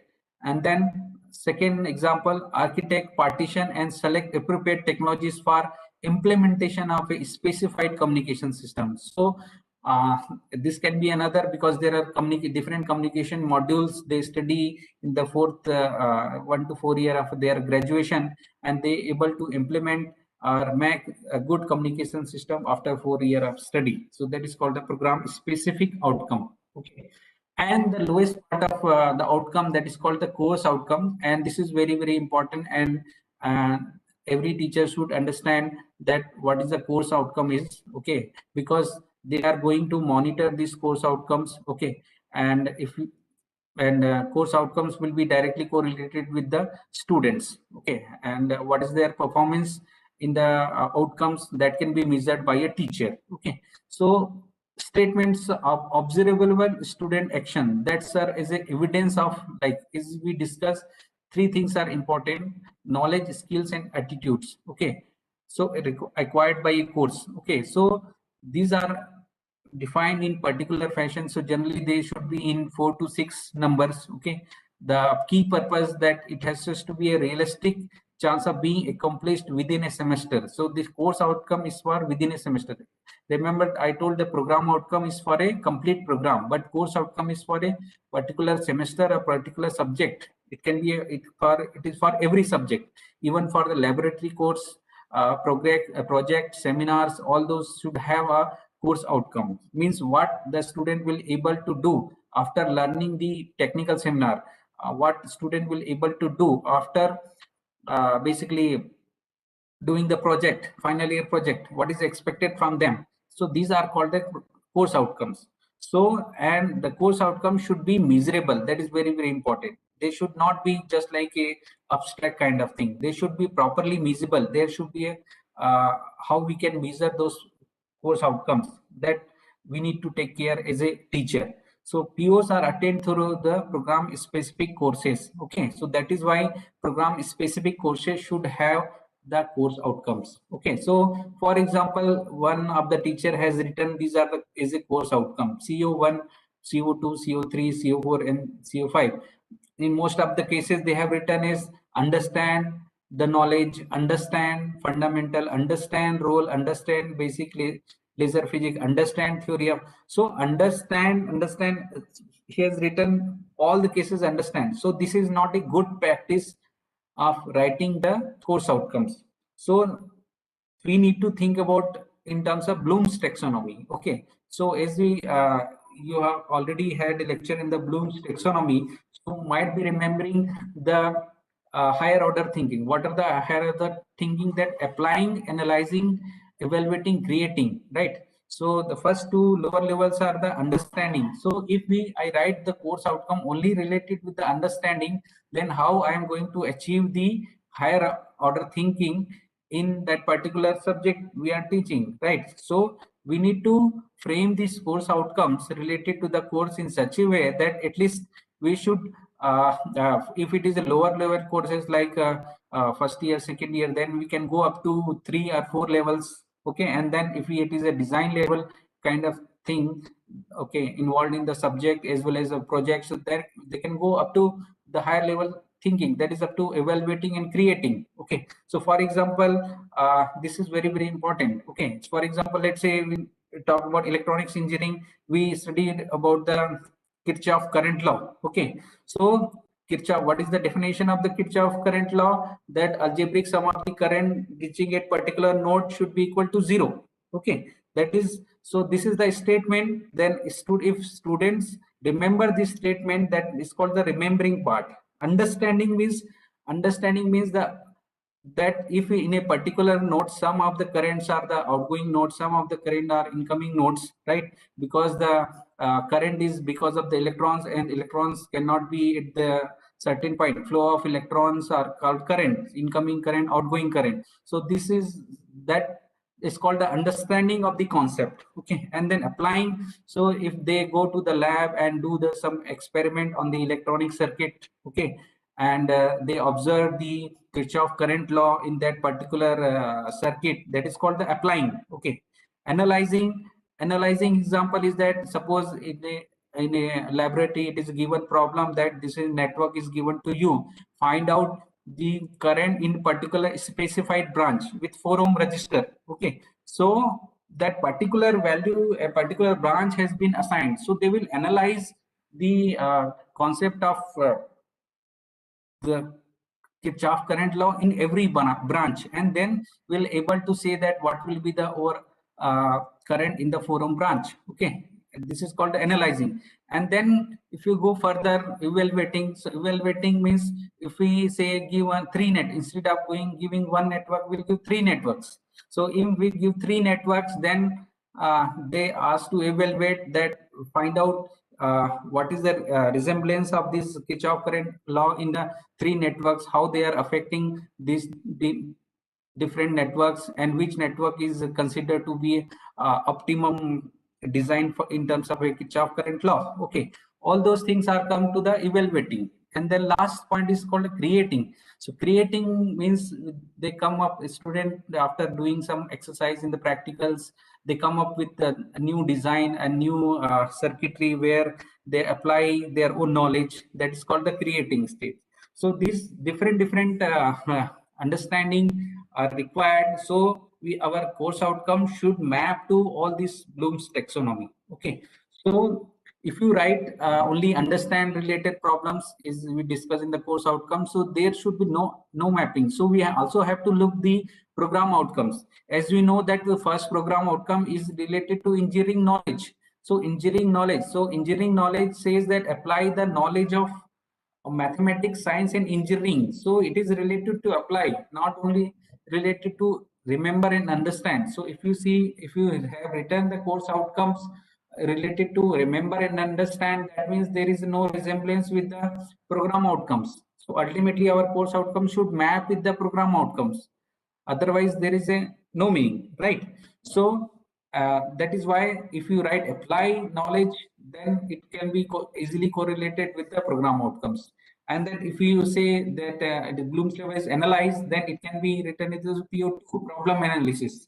Identify, formulate, review a research literature, analyze the engineering problems. So this comes into the category of PO2. Okay. And then third one is evaluate. So if we ask to evaluate some kind of circuits, okay, so that is related with the design and development of solutions. Okay, so easily if you use these different keywords while writing the course outcome, then it will be helpful to map our course outcome with the program outcome.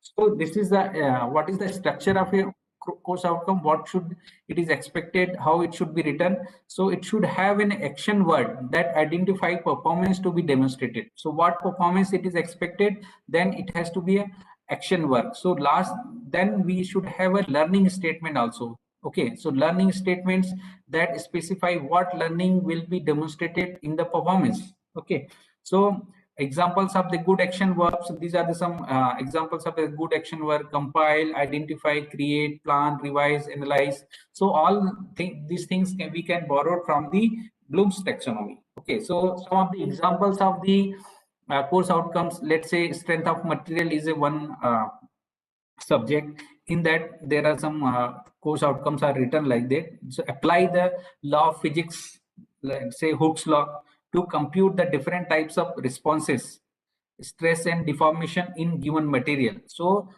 this can be one course outcome, and it is easily correlated with the program outcome one. Okay. Second, analyze structural elements of different force system to compute design parameters. Okay. So this can be correlated with PO2. Similarly, we have to write the program outcomes in such a way that they should have a clear-cut correlation with the program outcomes. Okay. So how to find out the relationship? Okay, CO and PO relationship. So now we are moving towards that, how we can measure the outcomes, okay, of a student using the different subjects and different laboratory work and project work. Okay, so for that we need to establish a relation that is called the CO and PO relationship, course outcome and program outcome relationship. So each CO can be identified to address a subset of CO as we discussed. So based on the number of COs and the session dedicated to them, it is possible to identify the strength of mapping. So if your institute is going for accreditation, they generally ask for what is the mapping strength between the CO and PO. So mapping strength should be 1, 2, or 3. 1 is called the low mapping, 2 is moderate, and 3 is high. Or you can say strong correlation. Okay, so 1 is weak correlation. So after writing the course outcome, a teacher sit and take a printout or see the program outcome, and then they find out the mapping between the course outcome and program outcome properly, because most of the cases it is not properly understood and it may leads to a wrong calculation of the program outcome. Okay, so based on this strength of the selected POs, a CO matrix can be established. So we are going to discuss, this is the CO PO relationship matrix. You can see there are 1 to 12 POs are there in the this particular table, and these are the some courses are there, okay, from the civil engineering department, okay, where they have some COs, okay, and they have some correlation in terms of 3 dash means there is no correlation, 3 means the highest correlation or a strong correlation, okay. So it is based on the number of COs, how many number of COs we have, and that CO, as we discussed, it should have a keyword, action word, and that action word should match with the knowledge, skills, or behavior of a program outcome. So generally, program outcomes can be categorized in 3 parts. Okay, as I told that first is the knowledge, and second to fifth is a skills, and then 6 to 12 are considered to be a behavior. Okay. So how in outcome-based education system, how they are correlated. So the COs are correlated with the POs, and POs are correlated with the PEOs, and PEOs are correlated with the mission of the institute. So these comes to be all are in action plan to meet the vision of the institute or department. That is called the outcome. So if OBE framework, in summary, we can say this is a outcome-based education where we require have a institution vision mission, then department vision mission. This is graduate attributes, engineering graduate attributes defines the PO program educational objective, then comes to the student outcome, okay, and then before finalizing these outcomes, we take the feedbacks from the professionals and inputs and feedbacks from the stakeholders, okay, and then come to the courses. We have a course learning outcomes, then we have a process, teaching learning process, that is called the dealing with the teaching learning process. So in outcome basis system, so apart from the outcome, the process is also has to be quality check. Okay, so what process you are applying? So teaching learning process is one of the process that having the curriculum, they have the teaching methodologies, they have the learning activities, they have the different assessment tools, like they have what is the quality of projects, what is the quality of question paper framed. Okay, all those can be quality checked in a OBE framework. So this is the planning methods and planning in teaching and learning, that if we follow the process, then we'll have the course outcomes measurement, and then course outcomes will leads to a measurement of program outcomes, and then program outcomes will leads to a institutional assessment, that whether and then the course of action can be planned for the continuous improvement. Okay, and then we can go back to again we look the PO program educational objective after 5, 6, 7 years in the second round of cycles of the accreditation process, and we need to change accordingly. So now we come to the second part, that is called the attainment calculation. This is very important in case of a teacher perspective, how this attainment can be computed. Okay, for a teacher perspective, this is very important. So I'm going to just show some of the examples how this measurement can be done. So as I told that every in OBE framework, outcome based education, every systematic things that they have given is measurable. Okay, how to measure that? Okay, so that we can know whether we have achieved the target or not, and then accordingly we can make a course of action plan. Okay, action plan, so that we can fill the gaps. So this is called the continuous improvement process. So the assessment should be in alignment with the COs. The first the thing we need to know that assessment, or whatever assessment we are taking in terms of a in-semester examination or midterm examination or any assignment quiz, that should be in alignment with the COs. That is the first requirement of a CO attainment process. Second, question paper should be set to assess all the COs. Okay, question paper, what questions we have asked, according that should be based on the Bloom's taxonomy level. Okay, and then Bloom's taxonomy level should be correlated with the course outcomes. Then third, the average marks obtained in the assessment against item of each CO will indicate the CO attainment. So for that, we need to take one threshold. So average marks can be one threshold for calculation of the attainment. So examples I'm going to show after this slide. Next, instruction can set target for each CO of his or her course. So if I am an instructor, then if suppose I have a 6 course outcomes after teaching the subject digital electronics, then I will set the course outcome for each 6 I will set the target for each course outcomes, and then try to find out what are the attainment levels. Okay, so attainment gaps can be therefore be identified, okay, after analysis and after the evaluation process. Once the examination is over, then you can find out what are the attainment level achieved. Okay, and then instructor can help to reduce the attainment gaps or enhance the attainment targets. So if there is some lacking in the duration of one semester, they can be improved in the next semester. So okay, I think it is covered, right.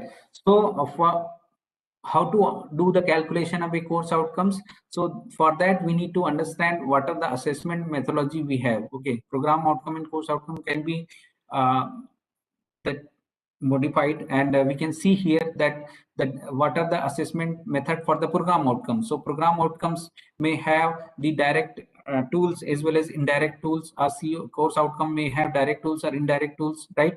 So what are the assessment methods? Assessment methods are our test, assignment, seminars, okay, trainings, projects, internships, course end survey, exit survey, faculty survey, okay, and some maybe employer survey not listed here, alumni survey. So these are the different techniques. Indirect tools means there are the surveys based on the feelings, that how the stakeholders, what the stakeholders feels about that particular program, okay, and this is called the indirect method of assessment. Direct method of assessment is through our examination, test, assignment, laboratory work, seminars, okay, assessment of that. So I'm going to give an example. So first, before the going to the example, we need to set certain attainment levels. Okay, so as per suggestion from the NBA, it is expected that you should make the attainments in the level of 3 or 5. Okay, so I'm giving example of level 3. So where I will assess the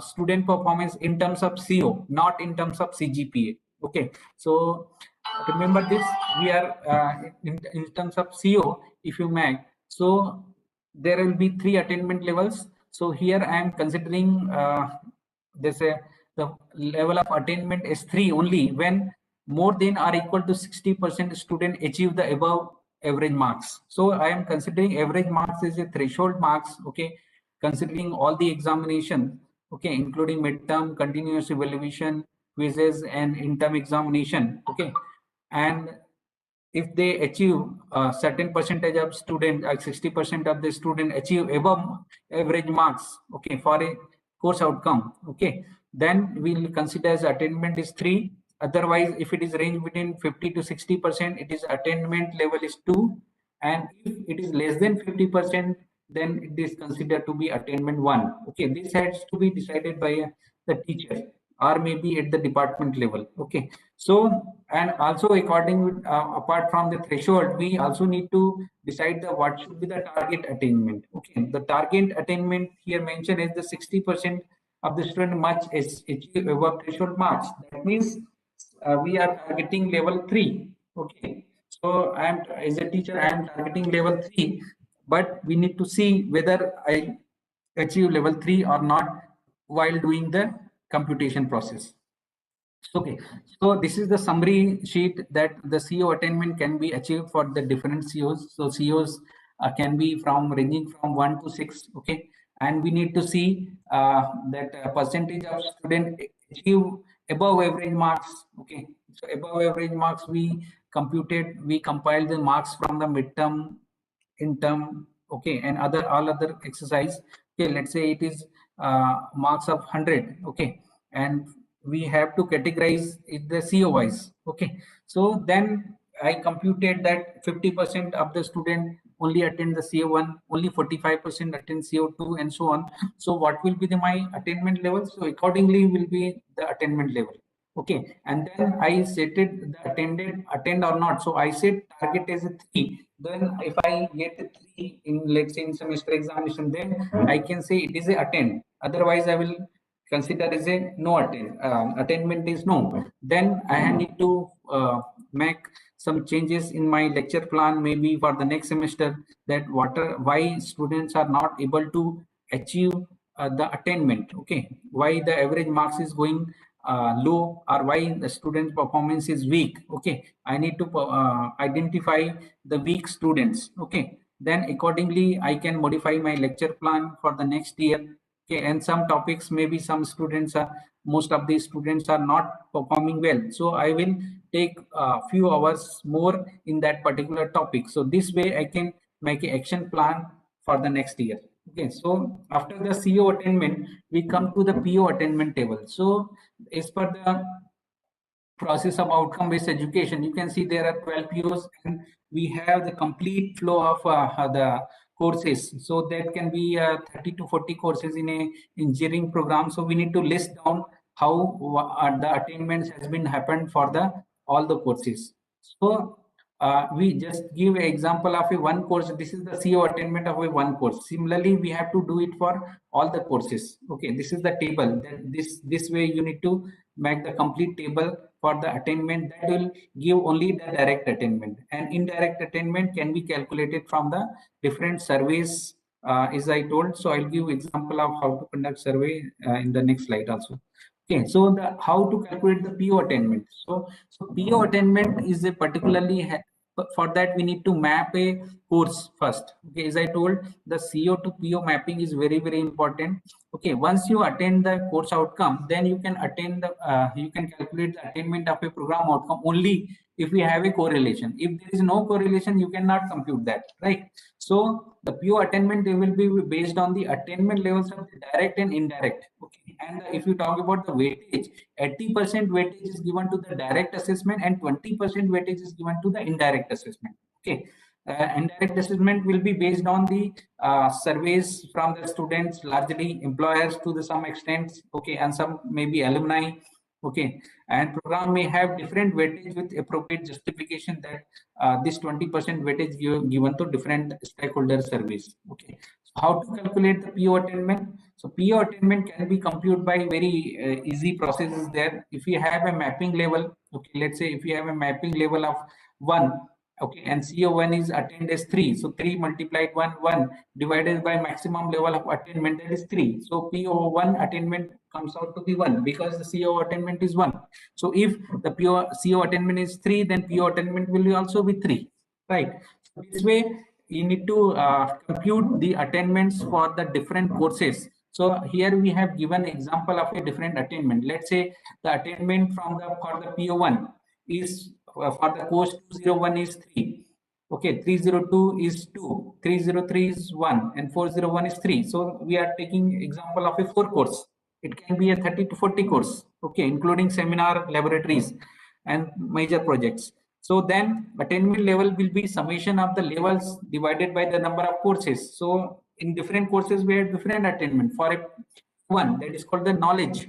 Okay, so how much achievement of the knowledge, engineering knowledge from the 4-year program for a 1 year, that can be computed by like this 2.25, 9 divided by 4. So 2.25 is the attainment for a direct process through the teaching learning process. Okay, then there is important point that is called the indirect assessment. So indirect assessment will be based on the surveys analysis, okay, and that we need to again grades in terms of 1 to 3.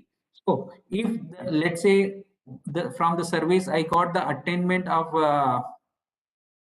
for PO1, I conduct a survey and then got some attainment, okay, level 2. So then I will multiply 20% with the 2 and we'll get the first number from 80% of 2.25. Okay, and then we'll get the overall attainment, that is called the 2.2. Similar calculations can be repeated for the program outcome and program specific outcome. So this is the process of calculation from one program outcome. So I'll show that how it can be done in terms of a matrix. Okay, so we have listed down the various courses of a BTech program. Okay, and we have listed down the program outcomes as well as program specific outcomes.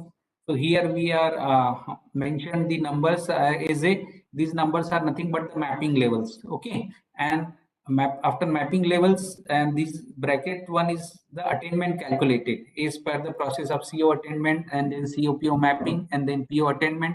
Okay, so this way then we can compute the complete thing and then finally come to the conclusion that this is the attainment of a program outcome from the direct method. Okay, So for a particular year of a department of a program.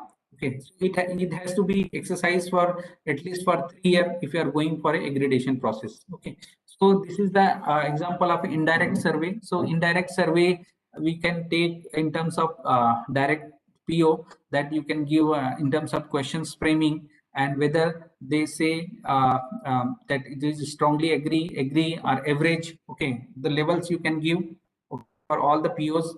And this way, if you get the 100 responses from the alumni or student, then you can compute, let's say 47s are 3, 38 are 2, and 15 are 1. So then average comes out to be 0.773. Okay, that means in terms of level of 3, that is 2.32 in level of 3 for a PO1.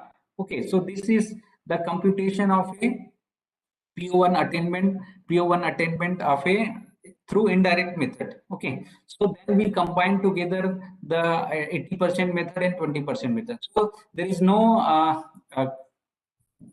bifurcation, like NBA has given the guideline that the courses should be 80%. Even those are programs going for accreditation. Okay, they have to fill the information through the online portal, and an online portal, it is fixed as 80%.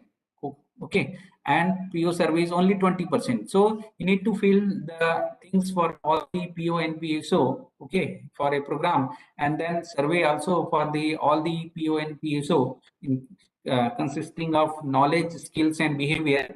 Okay, and then what is the total attainment from a 1 year? Okay, that you can finally come to a conclusion. This is my attainment levels, program attainment levels from the program for a 1 year. Okay, and then we need to set target. Okay, so if the target set was 2.3, okay, and we can say it is achieved or not achieved. If that number is above that value, so let's say the target is here 2.2, but the computed value is 2.1, that means it is not achieved.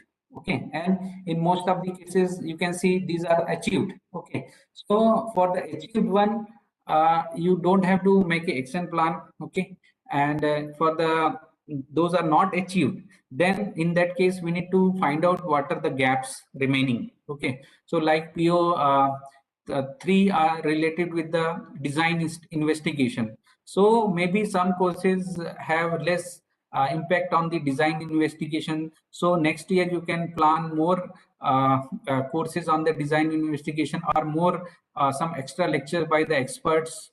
Those are courses are correlated with the design levels. So similarly, this kind of exercise we need to do for a 3 years, last 3 years, considering of current assessment year -1 and current assessment year -2, 1 and -2. Similarly, this has to be done for the first year courses. Okay, so these are the major exercises we are discussing based on these are discussing based on the basically for a program. Okay, not excluding the first year program.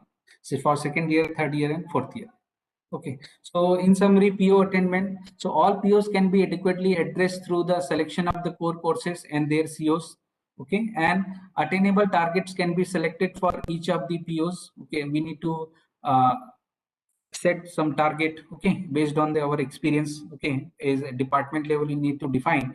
So then these measurement provide the basis for the continuous improvement in the quality of learning. So these facts and figure will give the idea where we are lacking, and then we can plan a course of action where to improve. Let's say PO related with the communication skills is not attained, so the department can plan the more number of lectures on the communication skills, or some workshops to the student about the communication skills program, so that it can be improved next year. And again we need to measure. Okay, and we need to measure what are the impact of the action plan we have made, and how it is going to implement to close the loop. And then we have to take a feedback whether those particular topic workshop was organized was useful or not useful. Okay, and whether they impacted the student in correct fashion or not. So all those things are involved. Okay, that is called the continuous improvement process. So it may not be achieved in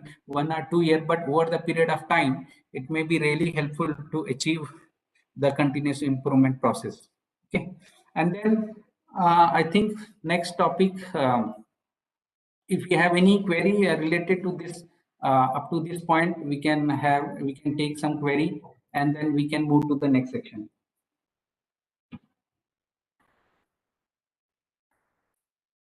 Yeah. There is one query, sir, in the chat box. This is related to, it is kindly request to you that we want you to share this presentation soft copy to all participants if it is possible. That you Okay, can, okay. yeah.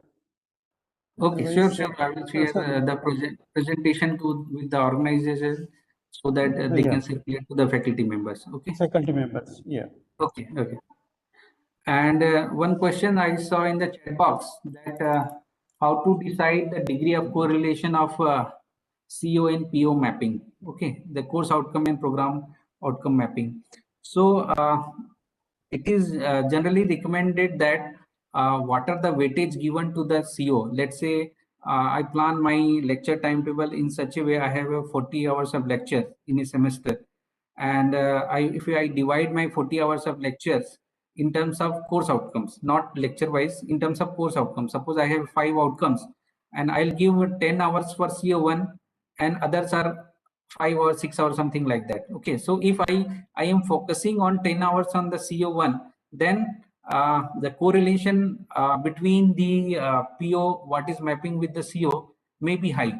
Okay, so it is suggested that how much time you have spent on that. Okay, so that should be a mapping level high. And if you are not giving so much of time during your curriculum, and accordingly, if you are giving so much time to that particular chapter or something, and you are asking so many questions on that in the question paper, so obviously that correlation between the CO and PO should be high. Otherwise, it may be kept as moderate or low. So any other questions?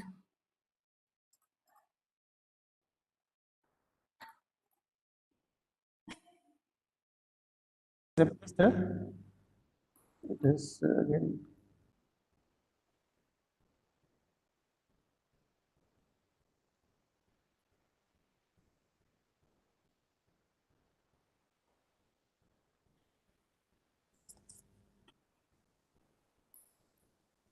One is asking what is the drawback of outcome-based education system. Okay, so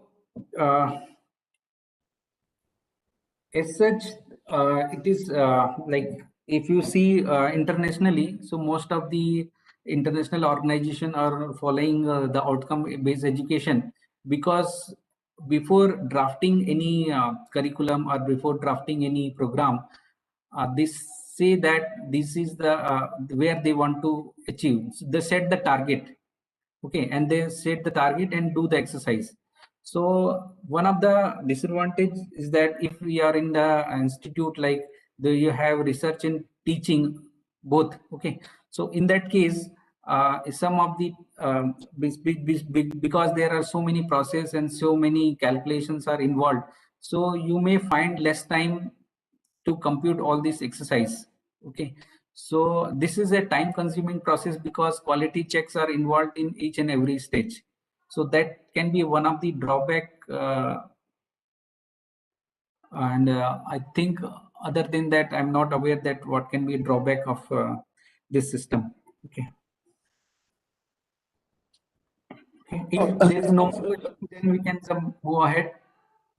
Yes, I think you can proceed further, sir. What I hold the opinion that there cannot be any drawbacks or disadvantage of this type of system.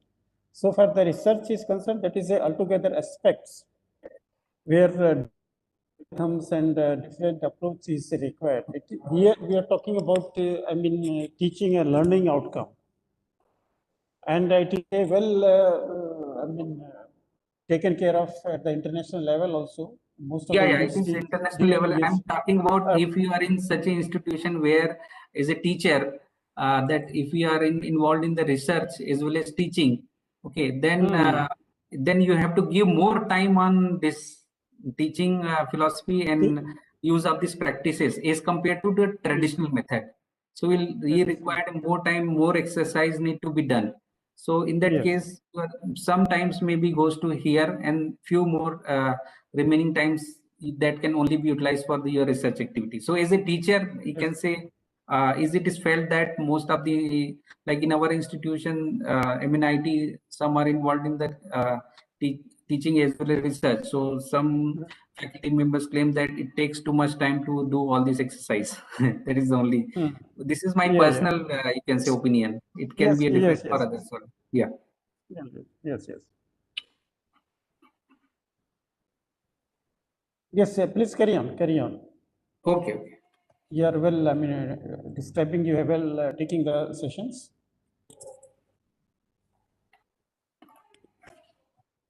Okay, so I'm going to discuss one of the pedagogy related with the outcome-based education. So I'm going to discuss about the flipped classroom. Okay, so what do you mean by flipped classroom? Okay, so flipped classroom is a pedagogical approach in which direct instruction moves from the group learning space to individual learning space. Okay, so instead of teacher being hello, yeah, yes sir. Yes, sir. Carry on. Okay. Thank you. So it is a practice, it is a philosophy, or you can say pedagogy approach, okay, where the things can be taught in the different manner. Okay, so we'll see what are the advantage of this flipped classroom. So basically, instead of going into direct instruction to the student in the class, okay, we have individual learning space. I will tell you why. The resulting group space is transformed into dynamic interactive learning environment where the educator guides student as they apply concept and engage creatively in the subject matter. Okay, so this is given by the Flipped Learning Network in 2014 in one of the research paper. So the flipped classroom has the 4 pillars that is called the flip FLIP. L stands for flexible environment, L for the learning culture, I for the intentional content, and P for the professional educator. So what do you mean by flexible environment? Okay, so flexible environment means that a student will able to read the contents anywhere from the world. Okay, so for that we required some internet connections. Okay, now it is every most of the students are having mobiles and laptops for having internet connections. Okay, through that they can access their study materials shared by the faculty members. Okay, so this is called the the teachers can share their PDFs, video. They have short video on that particular subject or some chapter they want to basically contribute on that particular session lecture, that can be shared in advance. Okay, that then student has the flexibility to read 1 day before, 2 day before, or even half day before. This kind of flexibility will be there to the students because the content has been shared in the advance. Second, the professor creates flexible space when and where they learn. Like there is no time limit in the. Okay, so if you sending the materials that you have a number of times, okay, to study all that, even after that class also it is available with you, you can read out in terms of student. So flexible in student assessment of learning. Okay, so this will leads to basically different kind of philosophy, especially about the Bloom's taxonomy, where we talk about the different 6 level of engagement. So how it will affect, that we'll discuss. So student get opportunity to engage in meaning activities without teacher being in the centric. Okay, so they don't have to focus always on the teacher. They can read from the materials. Okay, and after coming to the class, when class is scheduled, they can directly interact with the teacher and ask their doubt directly. Okay, so that the Bloom's taxonomy level, like remember, understand, the teacher should not have to focus on the remember, understand. That is a low level of thinking, right? So they can directly jump to the questions related with the evaluate, analyze, and design kind of thing. So second is the learning culture. So learning culture is this is a student learning approach. Okay, student have the access to all the materials prior to the class. The class time is dedicated to the exploring the topics to the greater depth and creating rich learning opportunities. So that is why it has a different learning culture. As a result, students are actively involved in the knowledge construction as they participate and evaluate their learning in the manner that is personally meaningful. So whichever lecture they will like, they will read more and take more interest on that particular subject, and they can ask deep questions to the faculty members at the time of actual class. And then third important is the intentional content. So in the flipped classrooms, there are a variety of sources are available in terms of books, chapters, videos, like, and some learning materials from the different like NPTEL videos. All those things can be shared to the student. Okay, and teachers think about what contents to be developed and how it can be shared with the student, so that student will develop the concept and build their understanding as well as procedural fluency, what they need to teach and what student need to explore their own, so that teacher part need to be think and has to be taken exercise. So educators use international contents to maximize classroom time in order to adopt method of student centered active learning strategies depending upon the grade level and subject matters. So it is a full flexibility in terms of the contents. We can the teacher can recommend the international contents from the some other good universities for teaching in their class. Okay, then professional educator, the last point, the role of professional educator is more demanding in flipped classroom as compared to the traditional one. Okay, so during the class time they are continuously monitor the students. Okay, and after reading the subject, reading the contents from the online material, teachers come to the class directly and they can take directly quiz or assignment or give some problems to solve, so that they can judge the understanding of the students, what they have understood for that particular topic. So teacher would available to the students. Okay, and for the individual, they give some small activity in terms of groups, and they can take feedback from the real-time feedbacks from the student, what topic they have understood, what they are lacking. All those things can be directly discussed. So teacher can analyze observations and by recording data to inform the future instruction during the assessment. So teacher can learn from their mistakes, that if the some study material are not up to the mark, then he can take feedback from the students and then correct himself and produce good learning materials, so that student will get benefited. So if we talk about the Bloom's taxonomy, is it discussed that the general convention is from remembering, understanding, applying, analyzing, evaluating, and creating. Okay, in opposite, but here the Bloom's taxonomy is reverse, because it is a flipped classroom. Okay, the flipped classroom, that the contents are available with the students now. So before class, the student will focus on the two things: they can remember and understand the particular concept. Okay, and during the class, they can apply based on the activity given, analyze the things, and after the class they can be ready for evaluating and creating the concept, and they're applying for creating the new things related to the particular topic. So why you have to classroom? What is the advantage? That flipping the speaks the language of students. Okay, so it helps busy student. If some students are busy in some other activities, so he can have a sufficient time, okay, to all those things. Okay, so they can cover it later, okay, as per their usual time and non-usual timings. Okay, so flipping helps struggling students also. Okay, so if they find the material is not good enough, there are so many doubts related to that topic, they can ask to the students while connecting through emails or any other social media platforms. Okay, and flipping helps students for all the abilities to excel. Okay, so these are the some benefits of the flipped classroom.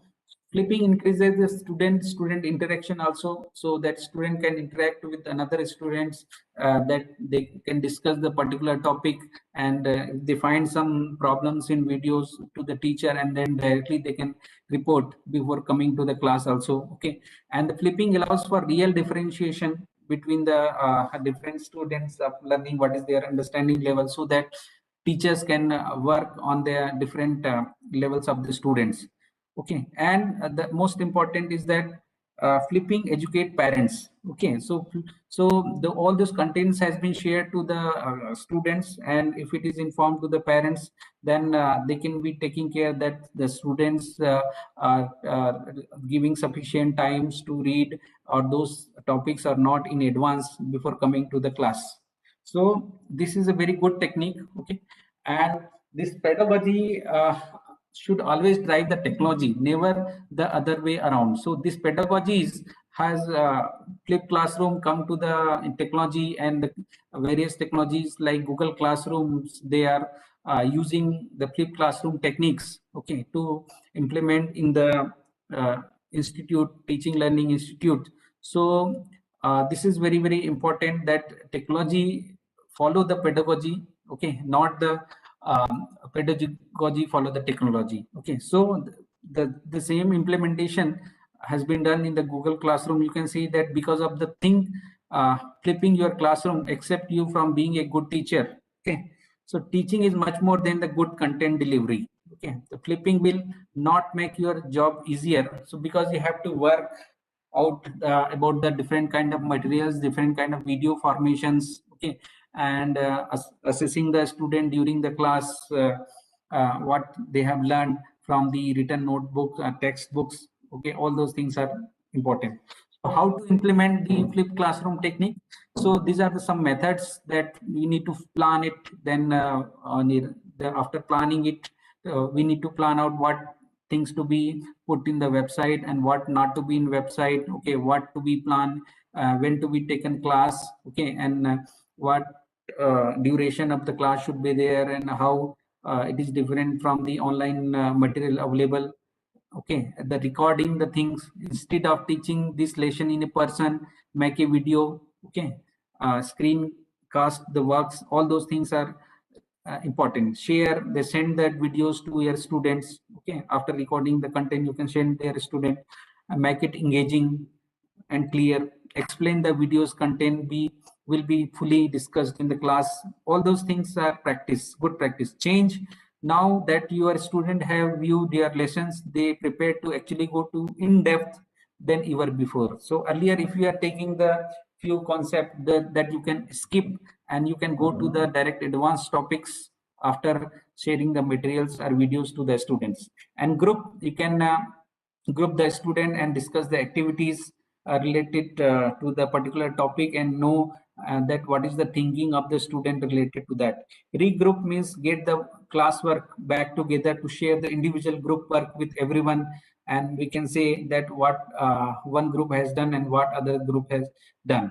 So after the sixth step, review, revise, and repeat. So always there is a chance of improvement. So we need to review after implementation of the few lectures, and then revise the contents and repeat the same.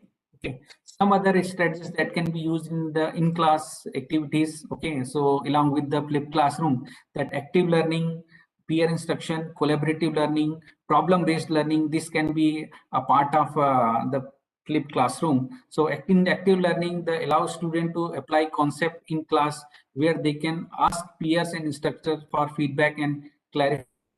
Peer instruction means student to student ask another student, okay, and they work together, discuss together what is their understanding. Okay, this is called peer instruction. Collaborative learning activity would increase student engagement, enhance student understanding, and promote collective intelligence. If you give the examples in a group.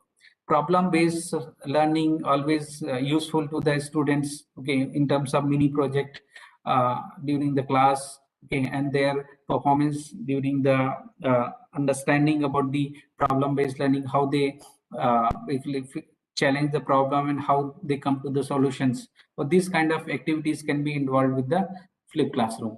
So Google Classroom is a very, very basic example of a implementing the flipped classroom. We can share the contents. Most of the teachers are using nowadays because of the pandemic situation, and because of the online teaching also. Okay, they might be using Google Meet, but Google Classroom is really helpful if you have recorded videos and the recorded lectures. We can share with the students, and we can discuss with the students with the certain problems online in the direct platform of Google Classroom. So what are the cons of the flipping the classrooms? There can be a cons like that if this model is unsuccessful, student don't do advanced work, because this required a student exercise. It is a student centric learning. Okay, outcome based education is always student centric learning. So if student don't do exercise in advance, then, and if they have not sufficient internet connections available with them, then how they can see the recorded videos, all those things. So these are the challenge remaining with the flipping the classroom. So students who are unable to complete the advanced work evening before find themselves either unable or ill prepared, or participate in the class activity of the following day. Means they will feel shy while participation in the different activity of the next classroom. So if they are not well prepared, so this is the cons of the flipped classroom technique. So we required following tools for flipping the classroom. So we can use YouTube, slide and sites, different sites, links, social media platforms, devices. These are the useful gadgets for the flipping the classroom. And these are some references, okay, from my lecture. So I'll stop here. I thank the Sankara Institution group for providing me the opportunity to speak in front of all the faculty members for this curriculum workshop, teaching pedagogy workshop. Thank you very much, sir. If you have any other questions, we can take. One question has appeared in the chat box, how we can differentiate between traditional and outcome-based education. Okay. So traditional method, as I told, the traditional method are considered to be based a teaching centric approach. It is called teacher centric approach. Yeah. So what teacher delivered the knowledge and student are grasping the knowledge. This is the method in traditional education system. But in outcome based education system, it is called student centric approach. What is expected from the student? So teacher has to prepare that the contents and deliver the same that fulfill the expectation of the students. I means after learning the class, what student should get acquire the knowledge, what kind of skills they acquire, and what kind of behavior they acquire after learning the subject. So this is the major difference between the traditional and outcome based education system. Sir, any other questions? There is no excellent sessions are very good when the participant has said it. And because outcome-based education is completely where in the process students are involved. In the teaching process, students they are involved. It is not a unidirectional as it used to be the traditional methods, where teachers keep on speaking, taking from the books, he keep on explaining, and the students they are active or passive learner. He does not know about it. But in outcome-based education, it's a process where students themselves are involved. More weightage is given to the projects, assignments, taking their feedbacks, changing our teaching methodologies as per the requirement of the students. That is there. Yes, so correct, sir. Correct. Very nice to hear you. You have timely, close your this deliberations. Sir, stay with us for another few minutes, because Sankara Institute of Technology, they want to honor you with some memento or certificates. And for the participants, yes, sir, it has come. Thank you very much, our sir. token of love and reverence to you. We will be sending to you through your mail. You will be getting. So I thank Sankara Institute of Technology as well as the RTO quota for this event and inviting me as a guest talk, sir. Yes, sir. Thank you very much for your closing words, sir. And to the participant, now tomorrow sessions will start at usuals at 10 o'clock. Please be there by 10 o'clock. Thank you very much for today's sessions, and good day to all of you.